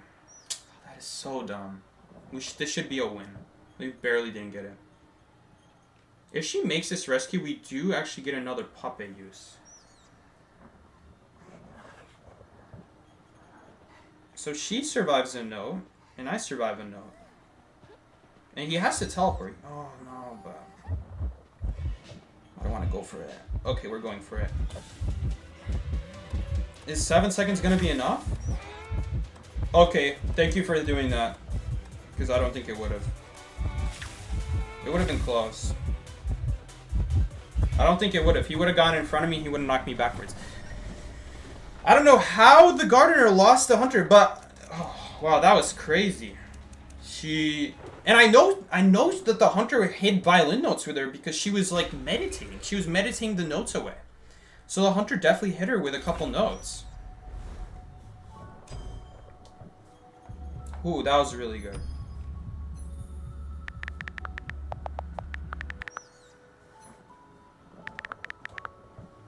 Now you're getting addicted.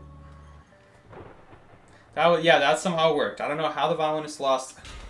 That sucks. That sucks that it came down to that. It sucks that it came down to that. I shouldn't have let it come down to that, but it's alright. Alright. I feel like playing the game a little bit more. Let's play some alt account. You have another lab today? I'm ending it all. Don't take a med. I hope it goes well for you. Good luck.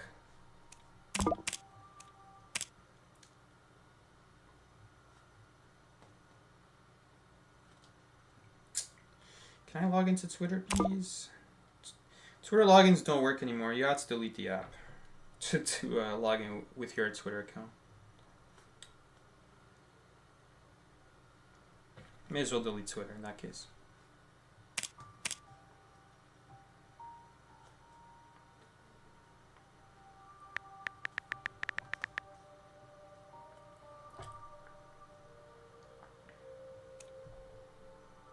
I don't think we're gonna play Puppeteer. I don't even know if I have Puppeteer on this account. He's that bad that I didn't buy him.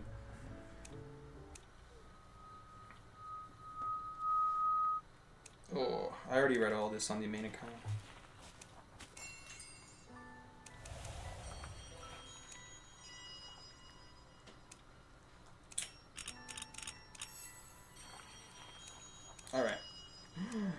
keeps going. Alright, there we go. Let's get the... Never mind. Oh yeah, there we go. Let's get the battle quest going. Just for the event. Get a trial card? Which trial card? There's a trial card open? Like an A tier unlock card?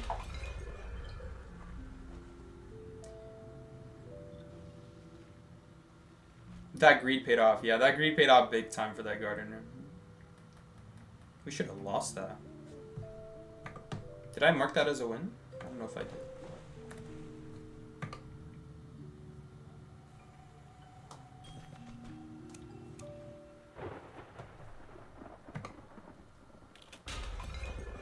Get a trial card. I'm not gonna play Puppeteer. I don't want to play Puppeteer.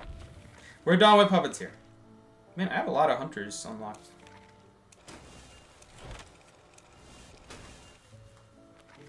Oh, there's so much new stuff.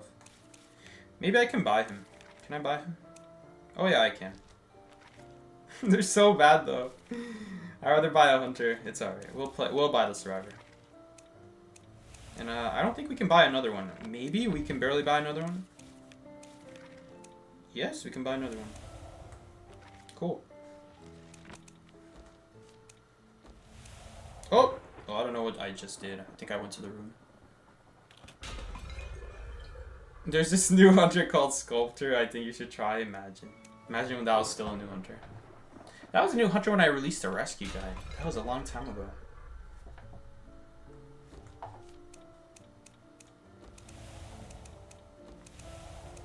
Oh, do we still... Oh, yes, I still get to 1,000. Nice. Wasn't sure if I claimed it on time.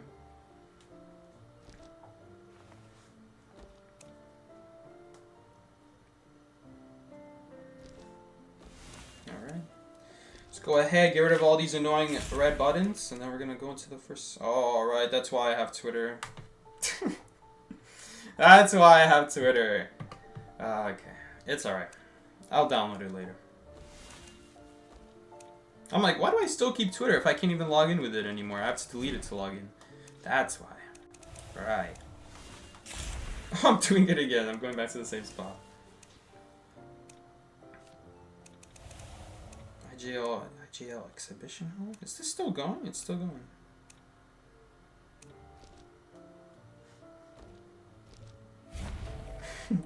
going. Someone didn't play yet. Dude, isn't the season about to end? Hey, at least I remember to log in and get the fragments, right? Alright. Let's cook now. 2-minute wait time, no problem. Open all your essences? No, we're not opening them. We're leaving them. How many do I have? Oh, we're opening these though. I'm gonna open these. Mad Eye stream when? Never. You're never seeing a Mad Eye stream from me. Let's play some Mind's Eye. I haven't played Mind's Eye in a while. Always leads to some spicy kites. Ooh yeah, we're definitely going Mind's Eye. It's Moonlit. 100%. We're definitely getting chased now. We have Victor Grants? I feel like I've seen this guy before.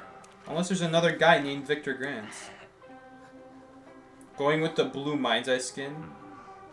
I usually stick with default clothes, but I like the blue better than the original. I just like the color better. I think all the original skins are very nostalgic. I mean, I've been playing the game a long time, so it's easy. It's easier for me to say. Look, let me. Man, they nerfed my boy Prospector. Dude, I should make a stream where it's just dedicated to all the nerf characters and saying how much worse they are. I did that for Opera Singer, but I only did that with Opera Singer because she was such a broken hunter and they nerfed her, I think like a week after I did the Opera Singer stream. So then I wanted to see, okay, is she still as good? And she was definitely still as good, not even close to a difference. I did notice though that they reduced the recovery speed by like half a second though, so that was a good change. I noticed that. Okay, Hunter might have spawned 10th, or they might have spawned 2-story. Let's see where they are. They spawned 2-story, and it's Nightmare. Yeah, we won. Okay, no one is over there. Oh, wait, what the heck? That's an odd route. Okay. So if you get this spawn, that I just got right now, and you don't get to pick your spawns, you can actually figure out where the hunters spawn. How the hell, Segi, do you know where the hunters spawn before you even hit the mines that game? That's because I've been playing the game for many, many years, and spawn selection was not a thing for a lot of years. So there are multiple spawns. Every single spawn in this game, you can actually narrow down a couple spawns where the hunter could have spawned. Like, for example, if I got this spawn, I know it's impossible for hunter to spawn at the broken carousel. It's impossible. There's no such thing as a spawn where a survivor spawns here, and then I have the hunter spawn over there. Maybe there is. Maybe there is, and maybe I'm just forgetting. But I'm pretty sure there isn't, is the point.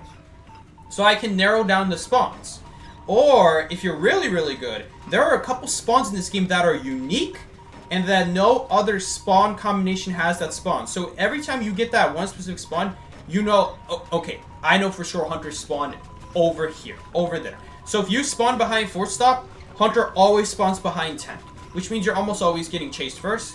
Which, by the way, back before spawn selection was a thing, I was already abusing Fort Stop and how annoying it is for him to go around. It was when the devs made spawn selection a thing and they removed the drop downs. They added drop downs. That's when everyone started realizing how good the Fort Stop is at kiting the hunter by just forcing him to go around the whole area, and it wastes so much time. You guys saw me do it against the Knight. You guys have seen me do it against a lot of hunters on multiple different streams. My man, you better make up your mind. I'm going to use my cane here just so that he puts him on chair slower. 30% slower. It does delay the chair timer. The chair timer doesn't start until he's finished. It's a little fun fact. And also, if you're faster, so like let's say you're playing Spider, and you're able to I don't really. He's scaring me because if he's gonna go after me, then it does make sense to do that. But if he's just gonna go back to the chair, it doesn't make sense to put a spy on me. What was I talking about? I don't remember what I was talking about. Oh yeah, if you put people on chair faster with like abilities like Spider, who have like increased interaction speed, then the chair timer does start faster because they're locked on the chair sooner. Oh, he's got full presence. It would be really nice to have the cane right here because if my teammates drop a pallet, then it would take longer for him to break the pallet. Nightmare did get buffed, by the way. So if he dashes into a pallet and you stun him while he's dashing, then the next time he gets stunned in a dash, I don't know if it has to be in a dash, but the next time he gets stunned, it will break the pallet and he will not be stunned. Which is a really cool ability. It's just why? It's so bad. Why does it have to be in the middle of a dash? It's so difficult to do that. Because usually Nightmare just dashes to the corner of the wall. That's the problem. I guess maybe if you like walk on the side of the pallet and then click the dash, then it'll slip between the pallet. So like let's say there's a survivor hiding right here and then the Nightmare's on this side. If he uses the dash, he's just going to keep attacking this bench. But if he like goes over here and then hits dash, it'll like slip through. And that's how he can kind of manipulate it so that the dash is triggered. The dash ability of getting stunned is triggered. That's how he can do it. But it's so finicky. It has to be during the dash, and they have to not drop the pallet as you're trying to go around it so that you can dash into it. Like, what if they just drop it right as you're trying to go on the side? They shouldn't, but it would be very unlucky if they did. Because a good survivor should not drop a pallet if the hunter could potentially hit you through it. But like, what if they transition away? That's the thing. What if they just walk away from the pallet? They see you going on the side of it, then they know like, oh, he's trying to dash through. Let me just walk away. That's why I don't think it's like a very good ability. And then when they walk away on top of that, then it's going to start hitting the bench again. It's not going to go through the pallet because it always is forcing you to go in the direction of the survivor. So if they just walk away... I mean, I like the ability. I like the idea they're going with Nightmare. I think it's a cool idea, very original. But it's just not good enough. Why does it have to be in a dash? And why don't they fix it so that you can kind of control where the dash goes? Kind of like a mini geisha.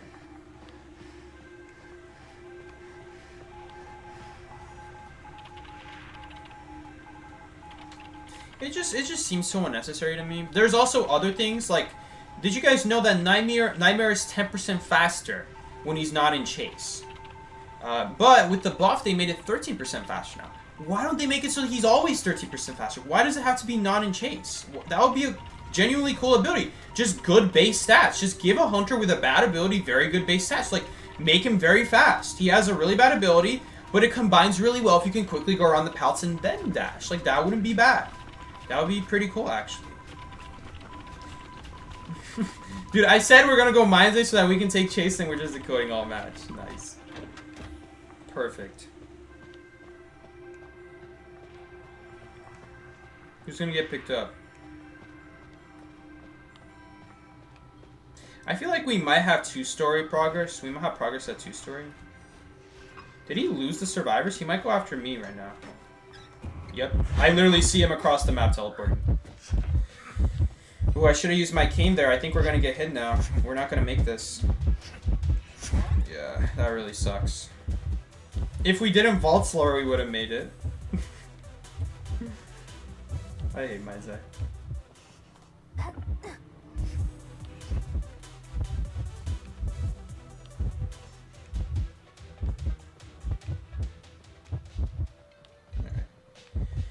Where are we gonna go? I need to kind of lure him. I need to... Oh, we're dead. I shouldn't have done that. I should have just used 10. I should have just played safe. I should have just played safe. Dang. If I had a pal boost there, we would have died still. Pretty sure we still would have died. Yes, it breaks it. His animation stops a paladin and he breaks it. So he doesn't get stunned. He doesn't stop the pal. The pal still drops. It's just that he doesn't get stunned and he breaks it. But that's the thing. He has to first get stunned, so the first stun will apply. It's not worth it. It's not worth getting stunned one time just to get it a second time no stun. Could you lasso before I have? Oh my god. Well, at least he avoids the crow.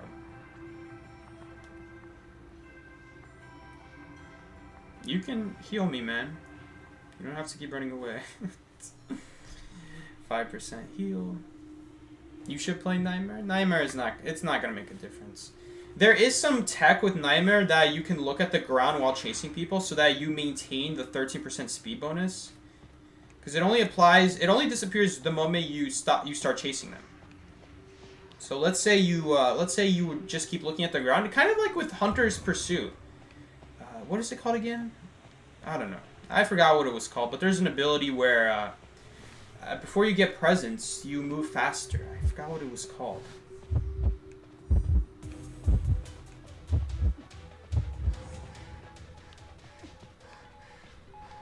Okay, let's do this cipher.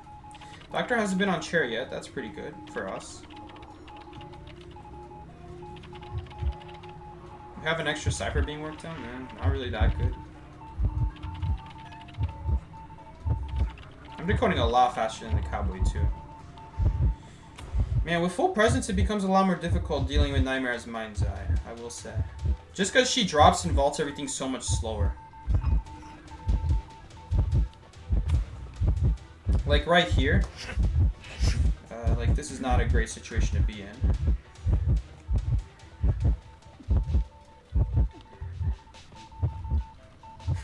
Dude, I like how I just realized what I sound like. I'm just so cool and collected. Yeah, guys, this is not a great situation to be in. As the hunter's literally jumping to kill me.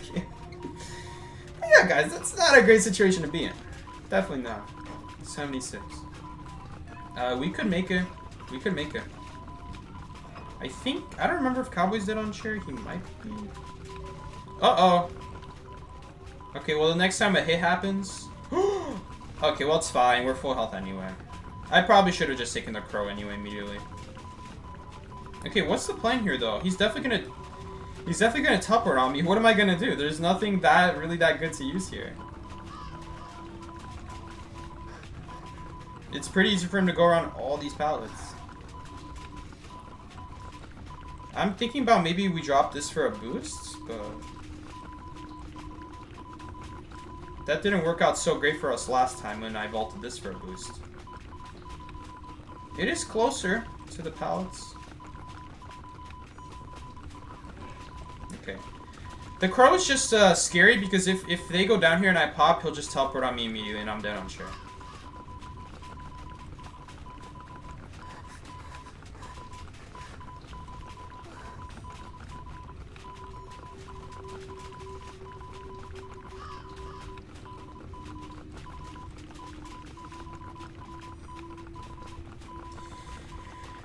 Where am I gonna go? Are those pals still up? Oh yeah, they're still up. That would be pretty decent. That would be decent to go there. Okay, we're gonna pop.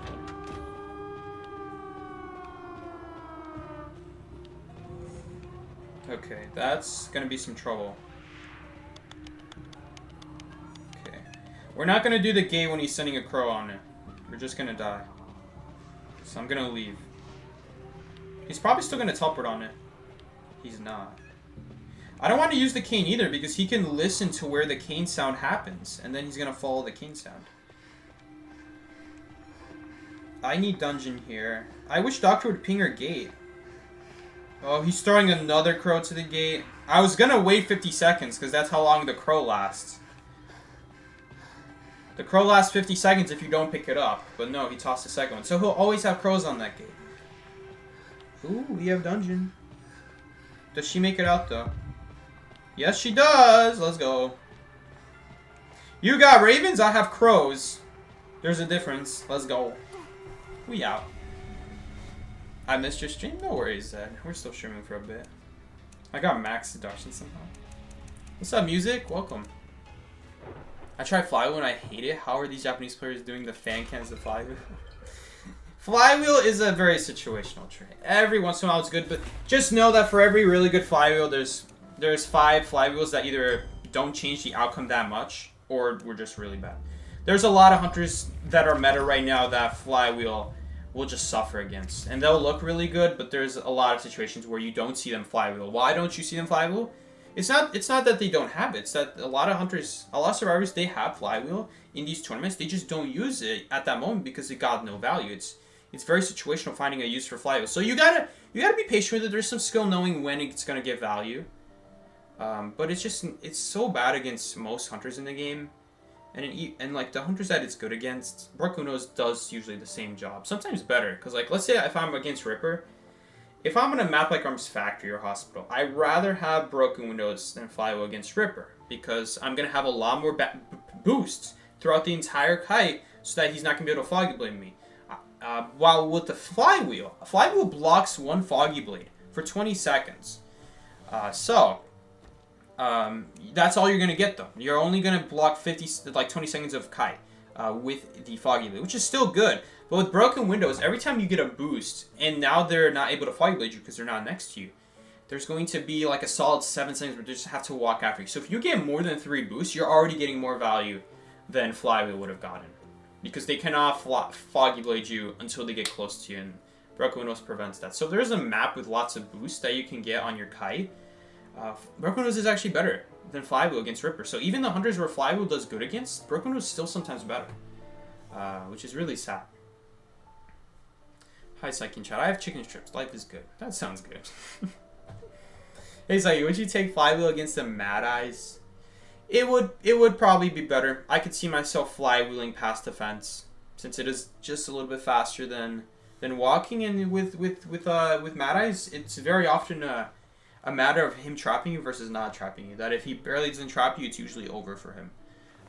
Because it just costs so much fence to start a trap that if they manage to escape halfway through, you sometimes don't have enough to trap them again.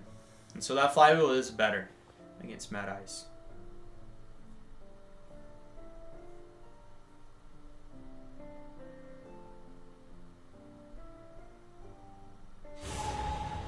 That's the correct answer. I'm sure Music Man experienced it playing enough. Oh, I think we're experiencing a bug, guys. This is a pretty common bug, it seems. I had this happen last stream, too.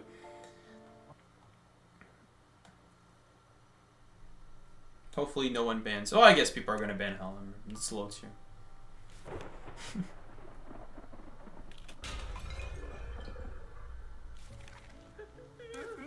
Whoa. Let's ban the fat lady. We're at church. Thief could be fun. I like playing Thief. We could also go Cowboy. And embarrass myself with my instant lassos. There's a lot of decent windows here to get boost on. I think we'll take Broken Windows, Cowboy. If we ever like last somewhere near church, it's just going to be an instant Broken Windows boost. Which is going to be really good. It's like, why do I always see Murrow players take Flywheel in my matches? I don't know. Maybe because they know their pig's gonna die and then they Flywheel right after you. Surprise tactic, they'll never see it coming. It's like Flywheel Mercenary. You never know. These people are wild music. Don't trust them. If you see, here's the thing. If you see them start being a little bit faster than you, then that's Weber's law. You can figure out they have flywheel because of that. So if you ever, I've had 2 VA matches where I pick up on that. I'm like, wait a second, he's faster now. He's not that fast. And then I'm like, flywheel? And then I wait for flywheel, and he has flywheel. Does the Gravekeeper have flywheel? He does. The madman. Okay, no one has any stupid builds besides the Gravekeeper. That's fine. Helena on Moonlit is a nice surprise, for real. Okay, Hunter might have spawned Graveyard. Let's see. Let's see if we can peek at their Hunter, I guess. Okay, no, they spawn Church. If you don't see the shadow, that's the other spawn. Okay, who are we gonna fail a kite against today? Oh, that's a little bit scary. That's not like a brain dead. Oh, never mind. He's making some questionable plays. Oh, dang, cheeky. Honestly, I should have dropped that pallet instead of lassoing. Let's see what he does next. Did he lose me? Looks like he lost me there for a second. Ooh, faster pallet break.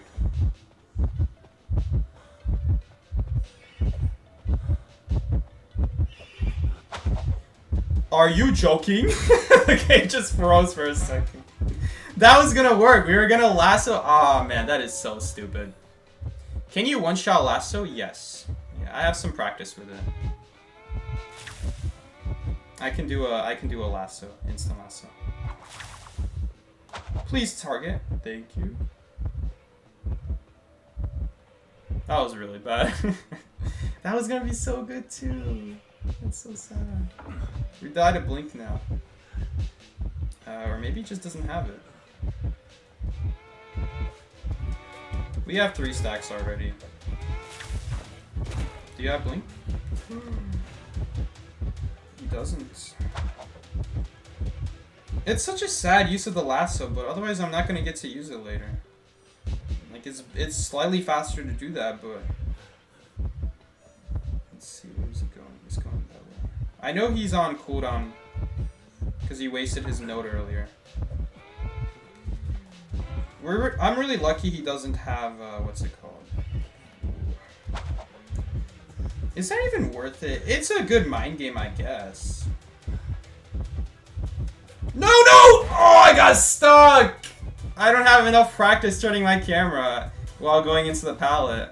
Oh, that was such a bad kite. I always do so bad on the ult account. Why am I doing so bad on the ult account? The hunter he's actually against is a former picture player. Yes, that's why we ran into the pallet there. Watch, now I'm going to get an after half rescue. This is why you need to know how to infinite kite. 2 really stupid hits. My bad. Well, at least Gravekeeper knows to rescue, and that's at least a start. I don't know if he's going to make it on time, though. And he better use that shovel. He'll make it, but it's going to be like 49%. Oh, God. What is that? Oh, he's got full presence now. We're dead. That was so bad. That is really bad timing. This is not a bad kite at all. Have you seen my mistakes on the first guy? Oh, we're in trouble, guys. His insolence actually made a difference. Oh my god, he actually hit the shovel. Watch, he's gonna rescue me and we're gonna die to a note. You stole my window! You gotta be kidding me. These players are out here praying for my downfall. That's crazy. This man actually stole my window. That's funny. Uh-oh, well, people are not decoding. Hopefully someone else is decoding. Alright, well, I guess that works. Yeah, you gonna break that? I would break that if I were you. Okay, we're not gonna mess up anymore. Nah, I don't have the lasso. We're not gonna do stupid plays. I kite better once you take away my ability. We're just gonna rock kite now. We're gonna rock kite and it's gonna be so good. I don't even care that you're right next to me. I'm gonna save the window boost because I know we have another window right here. That's why I chose the powder over the window.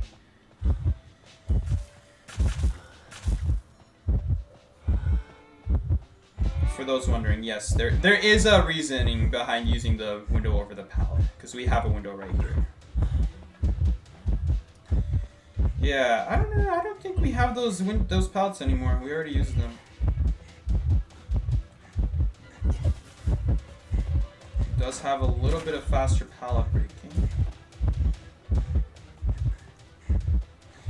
Normally I would go after that pallet, but under this situation, we're just gonna accept the no hit. Or he doesn't go for it. I don't know if we make this. I don't think we do. We barely don't make it. Oh! He didn't swing for some reason! Let's go! He could have swung sooner though. I would have died. He just didn't know his range. And he also hit the wall, by the way. If he didn't hit the wall, I would have gotten hit through the pallet there on top of that. I got really lucky there. If he didn't hit the wall, then I'm pretty sure the attack would have lasted long enough for him to hit me. His notes are weird? Yes, his notes were very weird. I don't know what Ben is doing. It's loads here, guys. Come on. The challenge is to just not use the ability. The moment I stop using the ability is the moment we kite better. Because they're probably not going to use their ability well anyway. That's probably the most important thing. This guy's making another meaning to body blocking. I can't believe that dude actually hit the Gravekeeper shovel too. That should not have worked. His insolence actually saved him there, by the way. He wouldn't have had the full presence to kill me without the insolence right there.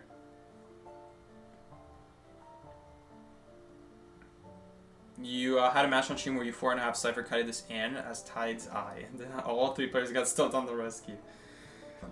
Yep, that sounds like a match. That sounds rough. Sorry to hear that music. Hope you recover from that one. I don't know if you will though. Still got trauma from the event.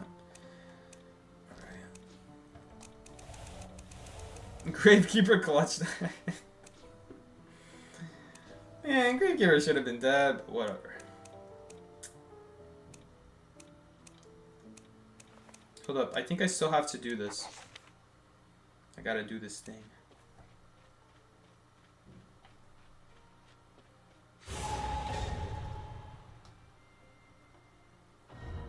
There's a lot of clues you can get here. I think over 200 clues. Definitely worth doing the event. Why am I banning actual good hunters? Release the photographer, boys! Fool's gold. It's so funny seeing these bands. Oh, Ripper, not the Ripper. Ripper, my boy Ripper, he's gone. Okay, he's actually still, he's not gone. He's still there. Did you know that Prospector in the event is a super senior? What is a super senior? What does the violinist even have? He probably had to listen. No, how much you want to bet he had excitement for the cowboy? Maybe he had excitement?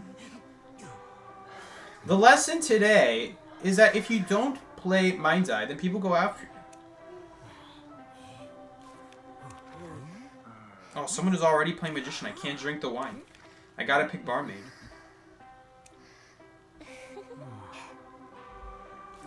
Alright. Let's go Mind's Eye.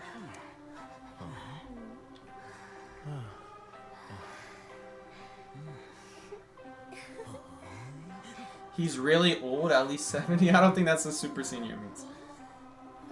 You think he would have used it on Palestine? Yeah, true, you're right. I think at the very end he used the teleport. He used the teleport at the very end at the gate. You're right. After the stun, he used a teleport. I didn't even think about it.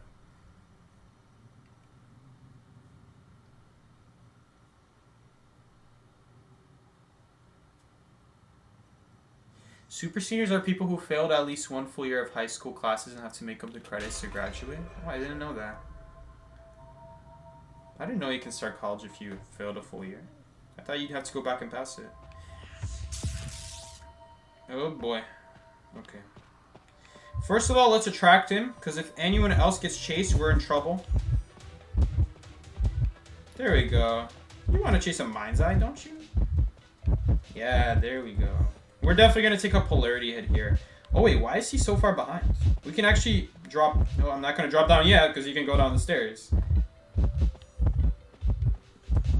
Okay. I really like Mind's Eye here, because we can see if he's double backing or not. So it's really good value. Okay, is he still chasing? He's still chasing. He's still chasing.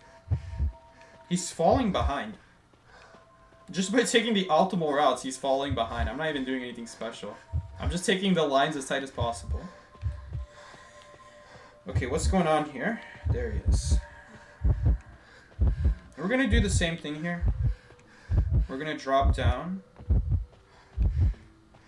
And I'm gonna loop to the bird cage. That's what we're gonna do.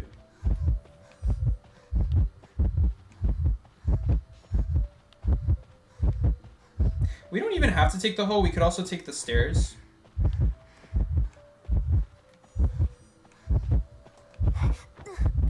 I'm gonna use this so that his vault is longer, but he's not gonna do it. Ah, dang it, it went through the wall. Oh. I have to be careful about when I drop a pallet, because with Mind's Eye, when you drop a pallet, we're gonna go to what's it called?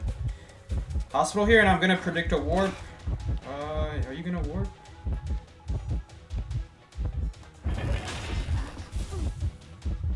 Oh no! Oh, that's so dumb. He didn't go through it because he didn't walk away from the warp. I think that sucks. You know what? I know my mistake now. I know my mistake. If we were playing any other Survive, that's so annoying. Like, slow vaulters definitely screw us up there. Okay, so I realized something. That's a situation that I didn't realize until now. That warp doesn't let you reuse it 2 seconds after you just made it. Now, for his case, he was even standing inside the warp, so it didn't activate for longer. But there's like 2 seconds where you cannot reuse the warp. So the moment I predicted the warp, we didn't have to vault back anymore. That was a mistake. I didn't realize that we don't have to double predict, because you cannot immediately use the warp after just using it. You just have to predict it once. Oop, he hit the chair. We can rebound. Wow, he even hit the Perfumer. But he does have max presence now.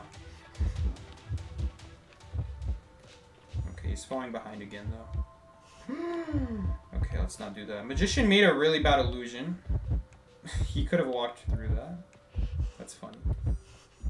Okay, we're gonna do the route I did earlier. Does he drop down earlier, or does he... Okay, follows the hole. This is the route we're gonna do. Now, he could do 1,000 presents. So because of the 1,000 presents, I'm not gonna make a predictable route that I did last time. I'm gonna do an unpredictable route. So that let's say he used the 1,000 presents to predict me going back to the double doors, then he would be off. He would not have hit me right there. So that's why we're changing it up. I know it's not as good of a route to go to Shed, but we have to think about what abilities he could use.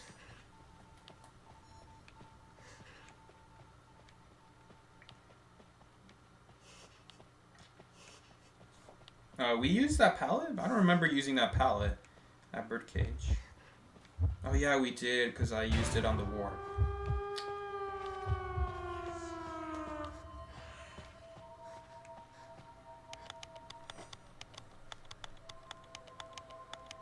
You could have just gone up the stairs and the warp isn't as effective.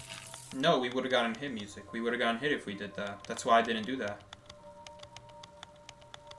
I purposely went behind the wall so that he thinks I'm going up the stairs, because this hunter...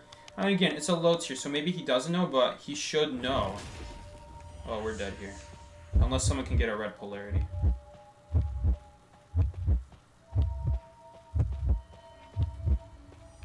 I didn't do that because I know that he can kill me. That's why I didn't do that. Oh, we're dead to 1,000 presents. He missed majorly? He missed again. He has no more. He's out. Oh no, he still has that one though. Dang, we're dead. Oh no, we're alive. Someone has a red charge. And we're gonna go back into hospital. Like, tell me, if we go... if we go upstairs, tell me what pallet is within close proximity for me to survive that warp. Nothing. There's nothing else close enough. Did you vault that? Nope. Well, it's still longer to go around. It's way faster to vault, but of course the Mind's Eye King, he doesn't really want to vault it because the Mind's Eye King makes him so slow.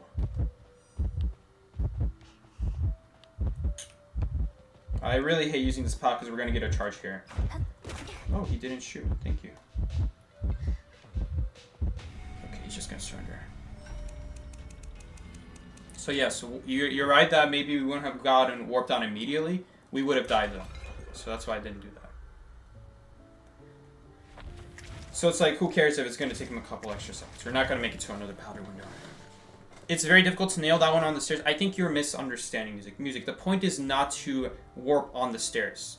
That's an unnecessary risk you're taking. Just warp in front of the stairs. Don't warp on the stairs. Warp in front of the stairs. It's the same thing. You don't have to warp on the stairs and then risk the warp going under the floor in like somewhere under hospital. You don't have to do that. You can just play it safer, do the same thing. It's not like the mind's eye is going to make it to a pallet. There's no other powder window close enough if we can leave. So mind's eye is too fun on Secret Horror. It's really good. It's true. It is really good. There's a couple key like checkpoints that you have to do to check for a hunter red light.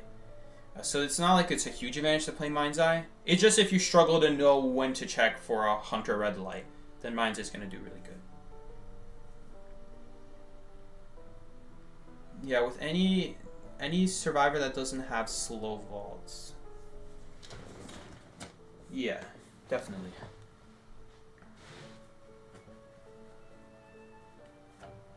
One thing I could have done, I could have gone around the wall. Instead of going to the window of Birdcage, we should have gone behind the wall so that it really plays into him thinking I'm going up the stairs. Because I at first went to the window and obviously he can see me.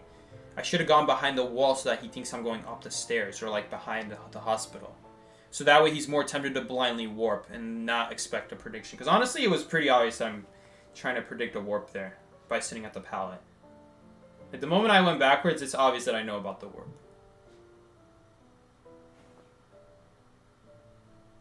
So that was a little bit of a mistake on my part. Again, it's like a low tier hunter, so it's like he's not gonna be predicting my prediction anymore.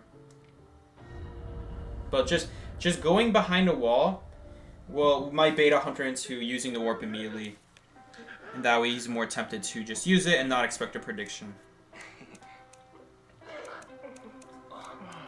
Wow, these guys are actually banning good hunters. That's strange. Alright, I gotta play well then. I gotta play good. By going Mind's Eye. We're going Mind's Eye, boys.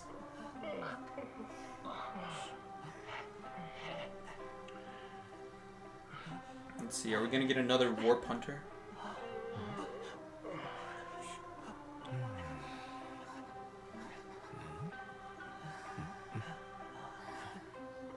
Norton Band feels like an ant. I don't want to die to an ant. I mean, you see all sorts of bands, honestly, at this tier.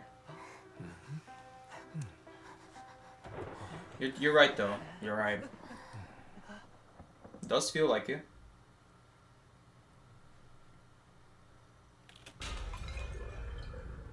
Okay, can I figure out the hunter spawn? This is a really bad spawn. Most times hunter chases shack here when you get a shack spawn. Yep, I literally see them. They were right there. Are they gonna go to shack though, is the question. Oh, no, doesn't look like. Oh, nope, they are. Is it an N? It's a Hellumber! I really like Mind's Eye kiting like this. Because right now, the hunter is not in pursuit. At least I don't think he is. So he's not gonna be getting that hunt. Is it just me or is he looking faster? No. He's normal speed still. Okay. But it's really nice because we could just kind of block line of sight way easier by doing that route. And I do that with other survivors as well, but it is riskier, admittedly. Okay. Not a big deal. We'll just run past him. And I need a window. We need a window to counter this fire spirit.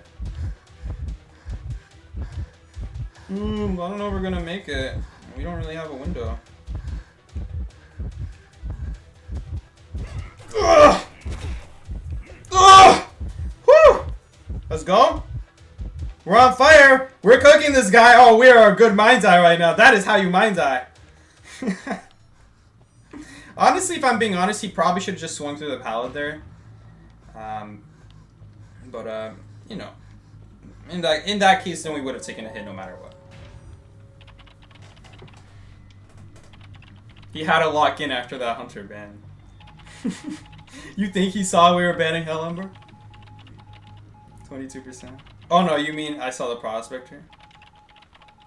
Yeah, oh, you mean our Survivors banning good Hunters? Yeah. Definitely don't want to be playing bad. Oh, well, never mind. He's dead. You just opened your mind's eye. Yeah, for real. I mean, I already knew about it, but... Exactly. Exactly. Let's go with that. Is dungeon here? You know, I hate how the grass is so black on mind's eye. It just blocks me even seeing the dungeon. At least with other characters, you can, like, kind of see it over the grass. I'm just making sure it's not there. I think it would be a lot more obvious that it was there if it was there, but since it's not there, I'm kind of like second guessing. Is it there? Is it there? Is it there? It's not there the whole time. Well, I don't know if these guys are gonna know about this thing you can do with the fire spear. You can just walk past it like a tentacle. So we'll see. We'll see. There's another cipher right here. Hey guys, we do want to rescue this guy, remember? Bro, I swear, our randoms make these matches interesting. What is going on right now? Okay, they're double rescuing. Good, good, good. Because I definitely don't trust one of them rescuing. Oh, a stun? That doesn't do a whole lot. I mean, I guess while the other if there's a second person rescuing, he does do something so that he can't swing. But if Enchantress is the only one there, the stun doesn't do anything because she also cannot rescue while using the stun. Unless they changed that. But I don't think they did. They did change how you can draw pallets while using a stun. That used to not be a thing. Or that you can vault. Oh, no, sorry, that's a different character. I don't know. Yeah, I don't think she can do that. Never mind. A different character can use his ability and immediately vault. I forgot what it was. What? Painter might be dead. Painter is definitely dead. 80%. We're gonna need a dungeon escape now. Can we do it? I don't know. No one is getting chased. Okay, he teleported immediately on the gate. We could bait him to teleport with the puppet and take chase. Because I definitely don't think our teammates are gonna be good. He's gonna grab it? Come here, Helmer. Psst, psst, psst, psst, psst. I got catnip for you. Oh my god, that's a good play! That's a good play from the Hellenberg. Because now he's going to be able to teleport to the other puppet. Because the puppet teleports to... Oh no! Whew, yes, we're both here. Okay, so the way it works is Hellenberg has a 20-second cooldown on switching puppets. And it takes about 20 seconds to break one puppet. So that he would have been able to teleport to the second puppet in time. You know, the thing is, I don't think we make it still. Imagine he, like, left the puppet and didn't break it. Yeah, I see him. We're not gonna make it. Okay. Let's see what happens. First of all, where is he? He's right there. Who is he hitting? Who is he hitting? Dude, the stuff you see only has mind's eye, man. He's swinging at his puppets. Oh! Oh, I know what he's doing! He's checking to see if someone's hiding. Okay, that's neat. That's neat, but you don't need to do that. Because the minimap will show a red dot. The minimap just shows if someone's hiding in it. That's why hiding in the puppet doesn't work. Like right here, I can do this, and yeah, it looks good. But on the minimap, he'll see a red dot. So it doesn't work. Not actually. And there's Lumberyard. Oh, that's kind of cool. It shows on which parts of the map I've been on and which parts I haven't. So as a streamer, I can kind of figure out if I've seen Dungeon or not. Like, have I been at a location this game? It's never going to matter if you're not streaming, but... Guys, he'll never know. How would he know? Fellow Hunter, please chase Psyche so we can see Mind's Eye Kite. Oh no, so that we can see Psyche Kite. Oh yeah, true. If you're an explorer, then yeah, you don't have a red dot. Good point. Good point, music. How long is the cooldown on this, by the way? It's 25? 26? Okay, the ability is halfway done when it's at 25, so it's 50-second cooldown. Can he coffin that? You know, I don't think it matters, because it's not like she has tights in her... Ooh, well, we're not going to be able to coffin if he leaves. Break the puppet? It's not even that good of a thing to break the puppet. Should we go for it? Maybe we should go for it. Oh! Never mind, we're leaving. He might surrender. Yeah, he's surrendering. He's trying to find the surrender button. Give him time, guys. They're still trying to memorize where it is. Alright. I think we have time for one more match.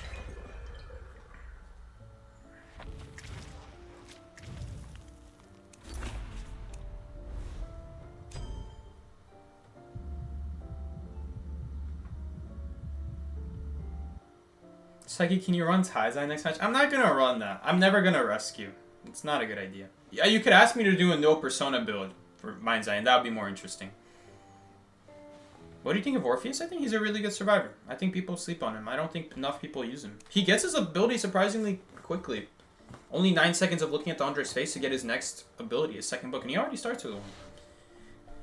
I definitely like the speed up that he gets from switching as well, and you can switch from pretty far distances. On top of that, if you're ever like cornered, if you're ever like using factory, let's say you're using factory, arms factory, and like you the hunter confined space to windows, and so they're slowly pushing you to the pallets on the outside and kind of pushing you to the edge of the map, you could switch spots with the hunter and put yourself on the side of factory and put the hunter back on the side of the wall, so then you now have a clear entrance combined with the boost to go to factory, which I really like.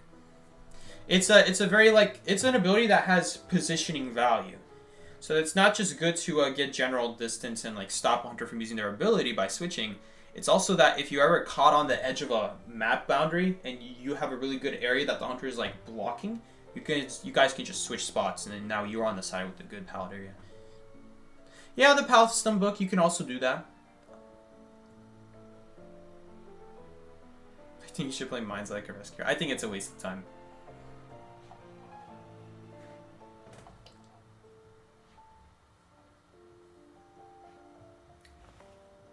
Yeah, that's a good point. No one plays Ivy in this tier, and they're banning Ivy. I don't know, guys. Maybe maybe the low tiers are catching on. Maybe the low tiers are catching on to what's the good hunter. The hunters might be using it. You should play Novelist next round after all those positives. Alright, sure. Let's play Novelist next round. If we get a match.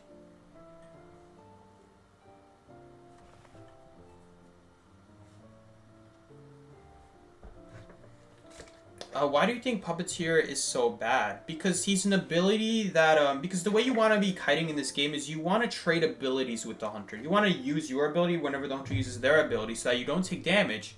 But the difference is you will gain kite time, the hunter gain an ability out from you, but that's not really good enough because you have to catch someone within 90 seconds if you're going to realistically tie the game or win.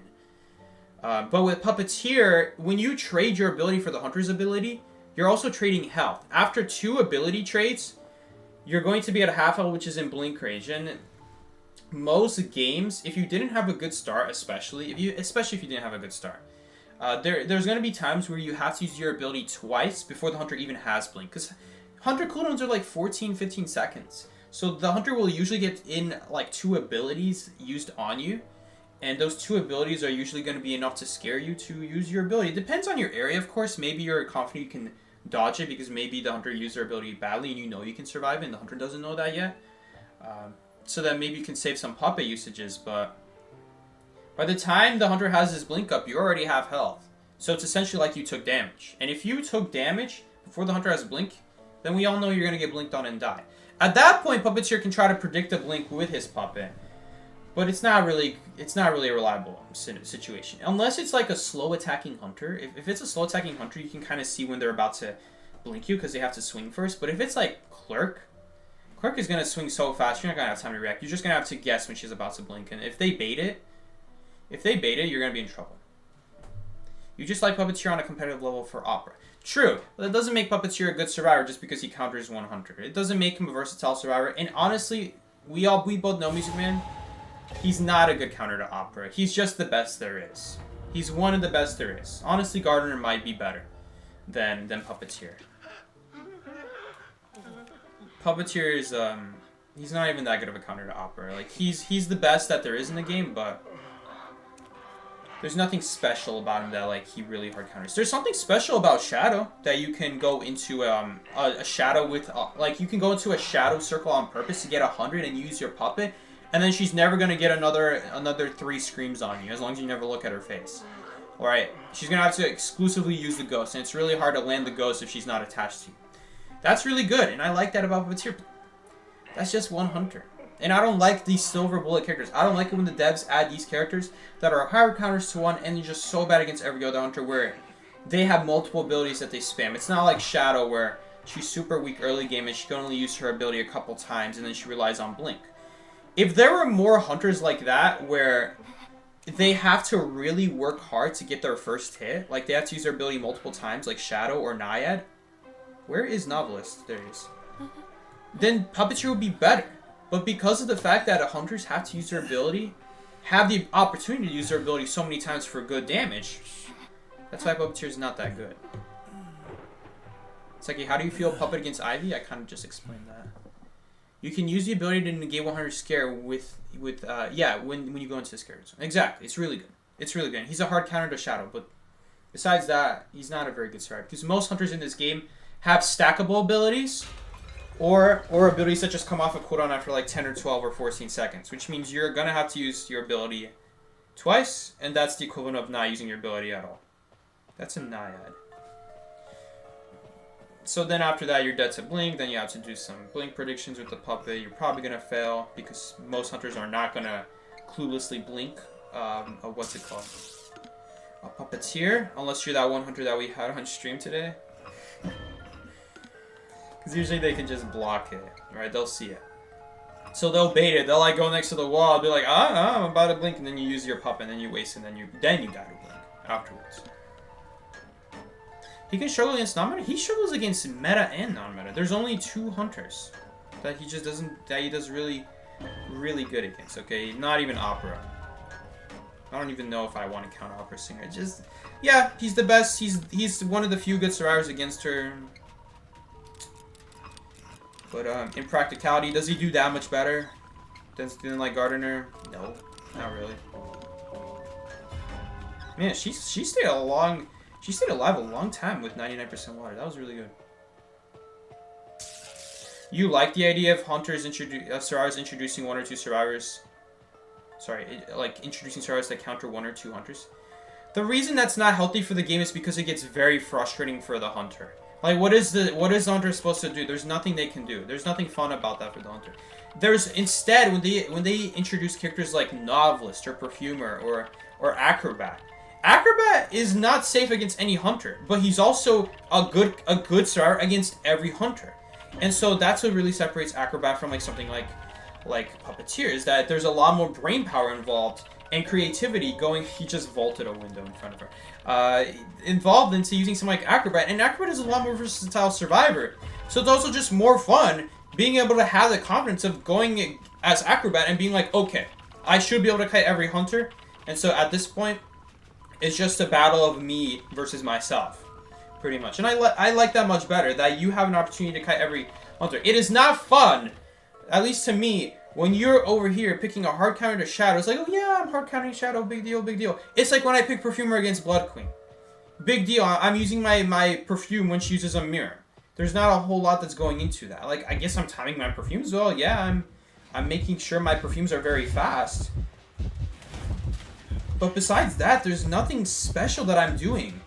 When I play Perfumer versus Blood Queen, the Blood Queen is helpless.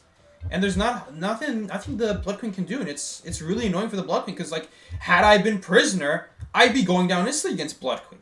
That's why Blood Queen is such a frustrating hunter, because Blood Queen is a hard counter to a couple survivors, and then other survivors hard counter her. You want to know why that's so bad for the game? The reason that's so bad for the game is because all it does is now no one can play Prisoner. No one can play Enchantress. No one can play Prospector. You just deleted half the characters in the game because you introduced a hunter like Blood Queen. It doesn't mean Blood Queen is going to be a very good hunter. It just means people are not going to use those survivors anymore. That's why it's not good to have hard counter hunters and survivors like that. It's not good. It's not good for the game. Because you immediately delete many of the survivors just from being used in the game because of that. Now, I'm not going to lie. Opera Singer also makes survivors like Prisoner obsolete. That's true. But they always have the opportunity to get Palestons. They're never helpless. They're never helpless. It's tough, don't get me wrong, and your chances aren't good, but you always have a shot. And it's not like Blood Queen where you're playing Prisoner, and if it's a good Blood Queen, they're never going to miss a mirror. That's just how it works. That's just how it works. I know. That's why I don't like hard counter survivors. That's why I don't like hard counter hunters. Because all you do is just make some of the survivors obsolete or some of the hunters obsolete. Like Antiquarian made Ripper basically obsolete. No one's gonna use Ripper anymore. No one's gonna use Ripper anymore because every time there's a Ripper main, there's just automatically Antiquarian on team in the tournament, and there's nothing you can do about it. You can ban, what's it called? You can go ahead and ban Antiquarian, I suppose. But then what are you gonna do against Priestess? What are you gonna do against Perfumer? What are you going to do against all these survivors that are not even that good against the meta hunters that just do good against your hunter? And you make a lot more survivors available to be used against your hunter because they just hard counter you. So as a result, you can't play Ripper because they're just going to go in the tournament setting. They're going to go Seer. They're going to go Perfumer. They're going to go maybe not Coordinator, but they're going to go Antiquarian, and you're just going to be in a lot of trouble. That's literally it. And it goes both ways. Again, it's not just hunters countering survivors. It's also survivors countering hunters. It goes, damn. She returned her harpoon. Oh, that is really good. That was I don't know if that was like a good play, but that was really fortunate on her end. The exact same time she dashed, her harpoon returned. And you normally cannot return your harpoon mid-dash. I would have had time to walk out of the water, but her harpoon returned the exact same time she dashed. Dang. That was really nasty. Friar Musketeer might pick himself up now. Nope. I think Prisoner's gonna try to balloon save me.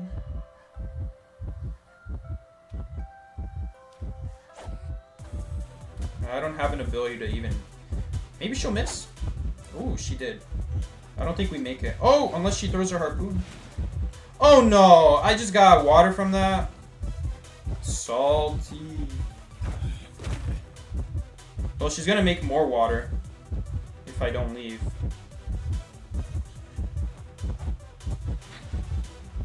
Oh, that was really bad. Now she's gonna dash. Ooh, she missed her harpoon. Please, please, no! I should have... Ooh, I should have gone straight. I didn't realize that it was to the left. I thought it was right here at the pallet.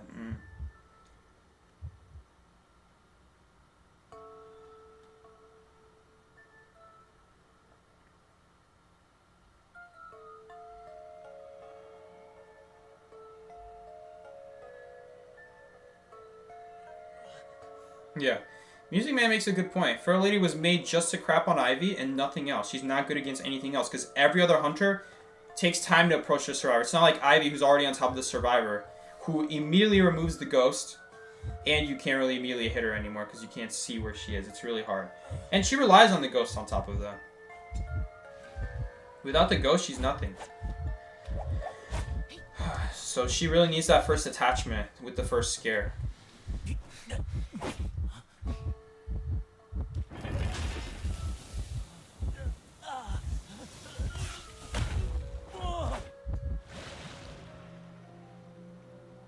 What role do you think Gomez will have in the meta once he's legal? I think, what kind of question even is that?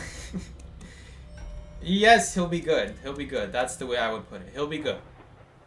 I don't know what you mean by role though. He'll be used. I don't know what role does a hunter have? Every hunter has the same role. Kill, get a foreman. Be very good at getting a foreman. I think he is pretty good at getting a foreman. He's a pretty good hunter. When he'll be legal. Whoa, music. What are you trying to say when he'll be legal? Where are we going with this?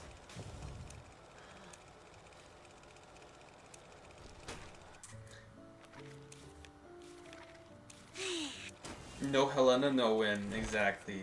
We didn't win because we didn't have, what's her name? We didn't have Mind's Eye. If we had Mind's Eye, we probably would have won. Damn. Never gonna go novelist again.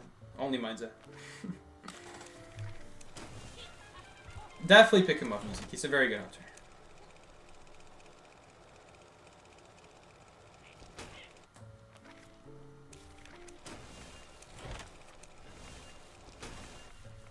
Like, what round would he be used for? I could see him being used round 1. Round 2. Does it really matter what round as long as you need to use him? He's really good. He's a really good hunter.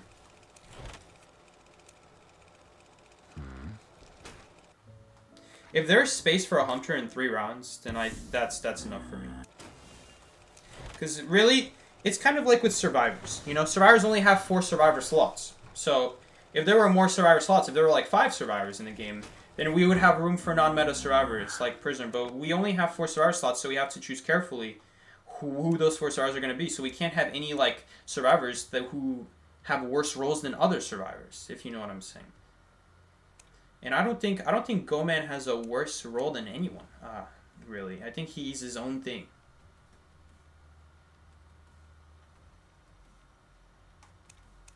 What is this? Prediction rules. Oh.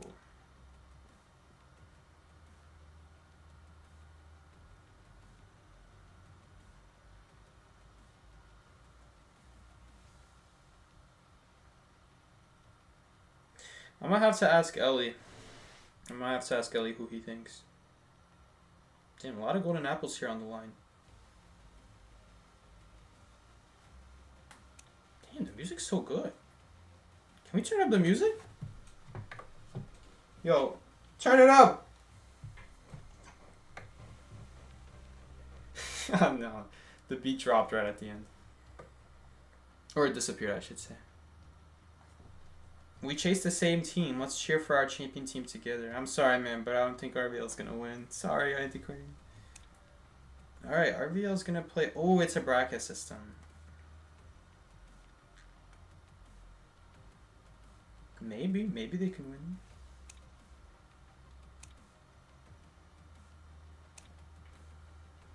Is Goman just good for his camping? He's not that special. His camping is actually not that special, no. I would say his chase is way better. His chase is way better than his camp. Select a team to give them your support card. You can change teams anytime before the prediction event is over. Does this have to do with golden apples?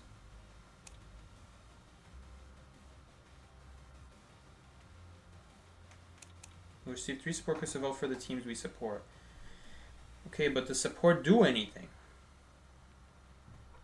Oh, based on the final ranking of the IVS team we support. Okay. So I want to be picking who I think is the top 3. Oh, and I can vote for first place multiple times. Ooh. So if I'm super confident one team is going to get first place, I could just vote for them 3 times pretty much, and I could get 15,000 golden apples. Okay. Alright. You think Zeta's going to win? Zeta has been winning before. I have a feeling that's what Ellie's going to tell me. How much time do I have? Ends in 2 days. We're going to put Zeta in for sure. I guess if I'm putting in Zeta, we're also counting out NAU from round 1. Damn. Sorry, Schmitty.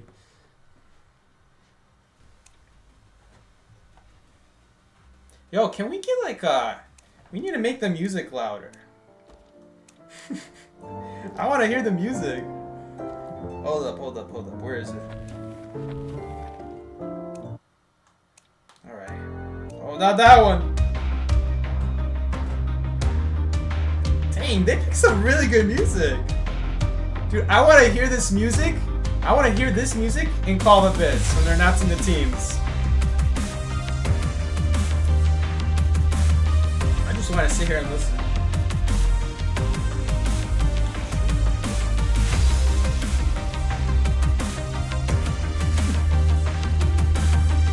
Oh, they released a banger! I need this as chase music! Okay, Zeta and who else? We're contacting Ellie right now. What is this event called? Damn! I need this as chase music! Give me this chase music, man!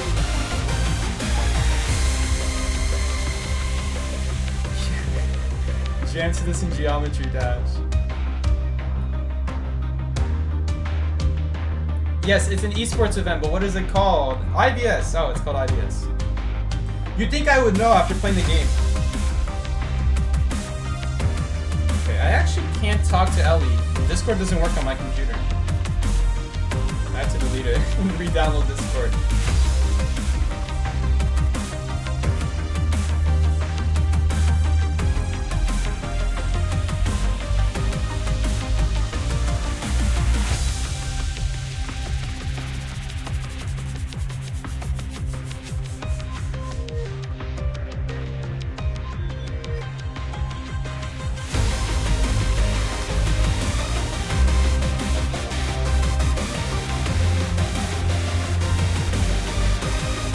I don't remember the login.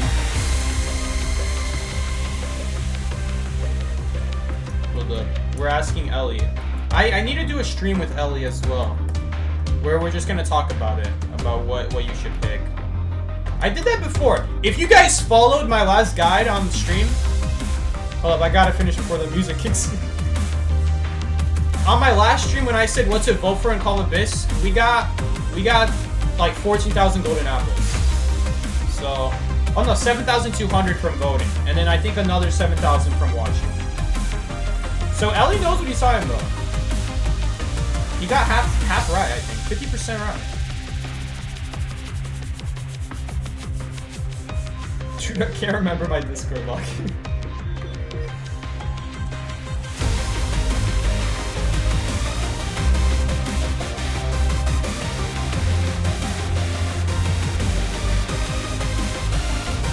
Alright, we're in.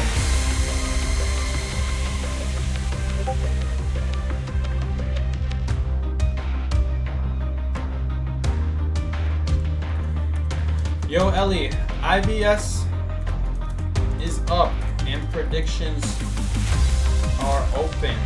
I need your ranking on who you think is gonna get top 3. Okay, so you can vote on top 3. We could honestly just vote Zeta. I don't think that's a good idea. I don't know. Can I vote on who is 4th place? Oh no, I can't. I have to vote on 3 teams and it's based off... Hold up.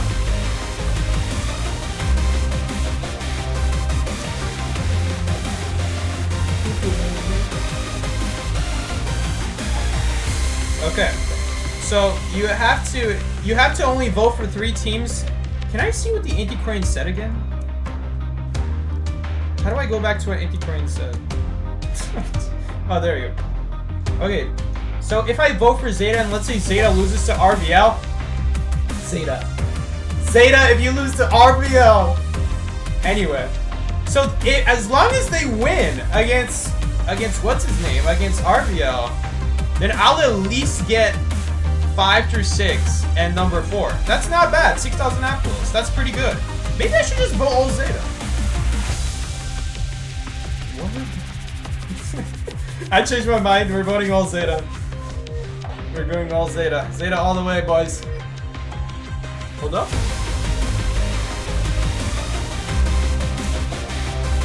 Alright. Yeah.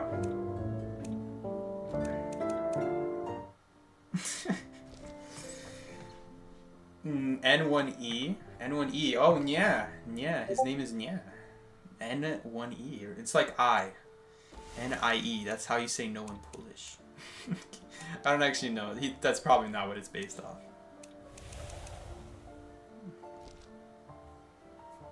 You don't think Zeta's winning against GR though? Well, they've been winning every single IVS ever since Japan IVS started. Ever since. They've only won. It's only been them. Wait, so you're... Oh, wait. Wait, are you saying that it's only been Japanese teams so far and this is the first one? Oh, maybe that's why. Because it's only... Whenever they do this, it's only Japanese teams and then an NAU team. There's never been Chinese. Is that what you're saying? Ah, yeah. This is a little bit different. Okay, this is not exactly like I thought it was. Oh, it's not IJL. This is different. Bro, why am I getting messages? No one is even DMing me. What the hell? Okay. Can I close the tab? Yeah. Alright, let's close the tab. And I'm gonna download Discord. I don't know why my Discord broke. I just have to re-download it. But anyway, it's not really up to you guys. That's kind of my concern at that point. Anyway, guys, I think we're gonna call the stream here. We had a lot of fun, kind of. Puppeteer. Hey, we won a couple games with Puppeteer. It's not so bad, and he was pretty good against that one night match. Like, it wasn't all that bad. It would have been good if she kept chasing us, but we just didn't get to see it. Anyway, guys, I'm gonna call the stream here. Thank you guys so much for watching today. What? Installation failed? Oh, God. Alright, guys.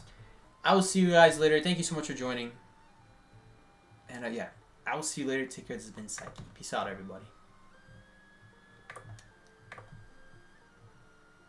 Doesn't ZQ typically get this one historically? I don't know about this one. You've been watching this while in lecture. Go back to the listening. Alright, guys. Talk to you later. Peace out, everybody. Oops. Stream's not starting, fella. Oops. No, it's doing it again. Okay. Ignore this. You never saw this.